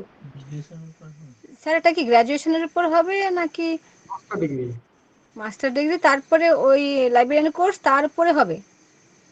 হ্যাঁ মানে লাইব্রেরি সায়েন্সের মাস্টার ডিগ্রি থাকলেও হবে, মানে ধরো হ্যাঁ তোমার আমি গ্র্যাজুয়েশন রয়েছে, সিম্পল কোনো হ্যাঁ গ্র্যাজুয়েশন রয়েছে, আমি বলছি শোনো কিভাবে হয়। ইভেন তো নেতাজি থেকে হচ্ছে, হ্যাঁ তো নেতাজি ধরো থেকে। তুমি হ্যাঁ বিলিস্টটা করে নিলে প্রথমে, হুম। তারপর 2 বছরের এমলিস্ট করে নিলে, 2 হ্যাঁ। বছর করে নেওয়ার পর তারপর তুমি নেটে বসো। আচ্ছা কারণ ইয়ের থেকে তুমি যদি ওই যে কি বলে ডিস্টেন্স থেকে করো, সেক্ষেত্রে তোমাকে ইউনিভার্সিটি খুব একটা দেখবে না, আর সত্যি কথা বলতে গেলে, কারণ স্যার নেতাজি রেগুলার, থেকে দেখবে না? তো সেক্ষেত্রে তোমাকে নেটটাকে কোয়ালিফাই করতে হবে, নেট বা জিআরএফ এ পাওয়ার চেষ্টা করো, জিআরএফ হলে তোমাকে দেখবে, তোমাকে বুঝবে, না হলে কেউ তোমার দিকে দেখবে না, কারণ রেগুলার ইউনিভার্সিটি গুলোতে যে স্টুডেন্ট রয়েছে তাদেরকে নিয়ে ওরা পাচ্ছে না, সেখানে আচ্ছা তোমাকে আমাকে কেন দেখবে বাইরের স্টুডেন্টকে? স্যার এই যে আমি just একটা example বললাম মাত্র। এবার তুমি যদি রেগুলার থেকে করো, একটা ইউনিভার্সিটি টাচে রয়েছো, সেখান থেকে বিলিস এমলিস করছো, তো ডেফিনেটলি তারা তোমাকে দেখবে, ডেফিনেটলি। আচ্ছা স্যার, এই যে বললেন যে নেট আর জিআরএফ, এটা কি স্যার ওই নেতাজির অপোজিট অপশন যেটা হয়, মানে যেটা না রেগুলার? বাবা, না না না না, কালকে একটা ফোন করো, 11টার পর একটা ফোন করো। আচ্ছা thank you sir. Sir number? 55 আমার নাম্বার হয়তো গ্রুপে পেয়ে যাবে, আচ্ছা স্যার ঠিক আছে স্যার। ওই গ্রুপে আমি মেসেজ করি, ও আর কেউ করে না। আচ্ছা ঠিক আছে স্যার, আমি ওখান থেকে নাম্বার নিয়ে আপনাকে 11টার পর কল আপনার নম্বরটা গ্রুপে দিলে খুব ভালো হতো। ওই গ্রুপে তো অ্যাডমিন যে রয়েছে, সে তুমি দেখলেও বুঝতে পারবে অ্যাডমিন কারা রয়েছে। গ্রুপে তো একটা হোয়াটসঅ্যাপ গ্রুপ, মানে তো সেখানে তো অ্যাডমিন রয়েছে, অ্যাডমিন ছাড়া তো হয় না। হ্যাঁ স্যার, হ্যাঁ স্যার। তাহলে ঠিক আছে, চলো তাহলে এই পর্যন্ত রাখলাম। আগামীকাল রাত 8টায় দেখা হচ্ছে, জিওগ্রাফি ক্লাস থাকবে, যেটা আগেও আচ্ছা বললাম, স্যার, আবারও সেটা বলে শেষ করছি, যে স্যার কালকে ক্লাস করার পর তোমার মধ্যে একটা মনে হবে, হ্যাঁ এর আগে জিওগ্রাফি ক্লাস করেছিলে, কিন্তু এই রকম জিওগ্রাফি ক্লাস তুমি করোনি, এটা আমি তোমাকে স্যার বলছি। বলো একটা লাস্ট কোশ্চেন। বলো। স্যার আমি ফিলোজফি অনার্স বিএড এমএ করেছি, তা আপনার এই ফিলোজফি সাবজেক্ট এখানে হবে তো? ফিলোসফি আছে, হ্যাঁ। সাবজেক্টের ক্লাস কখন আরম্ভ হবে, কবে থেকে স্যার? এইগুলো হয়ে যাক, এরপরে আসছে, আচ্ছা এরপরে আসছে Thank subject। ঠিক আছে, চলো আমি এই পর্যন্ত রাখলাম। থ্যাংক ইউ সবাইকে, সবাই খুব ভালো থেকো, সাবধানে থেকো, সুস্থ থেকো, রেকর্ডিং যথাসময় তোমার কাছে পৌঁছে যাবে। তো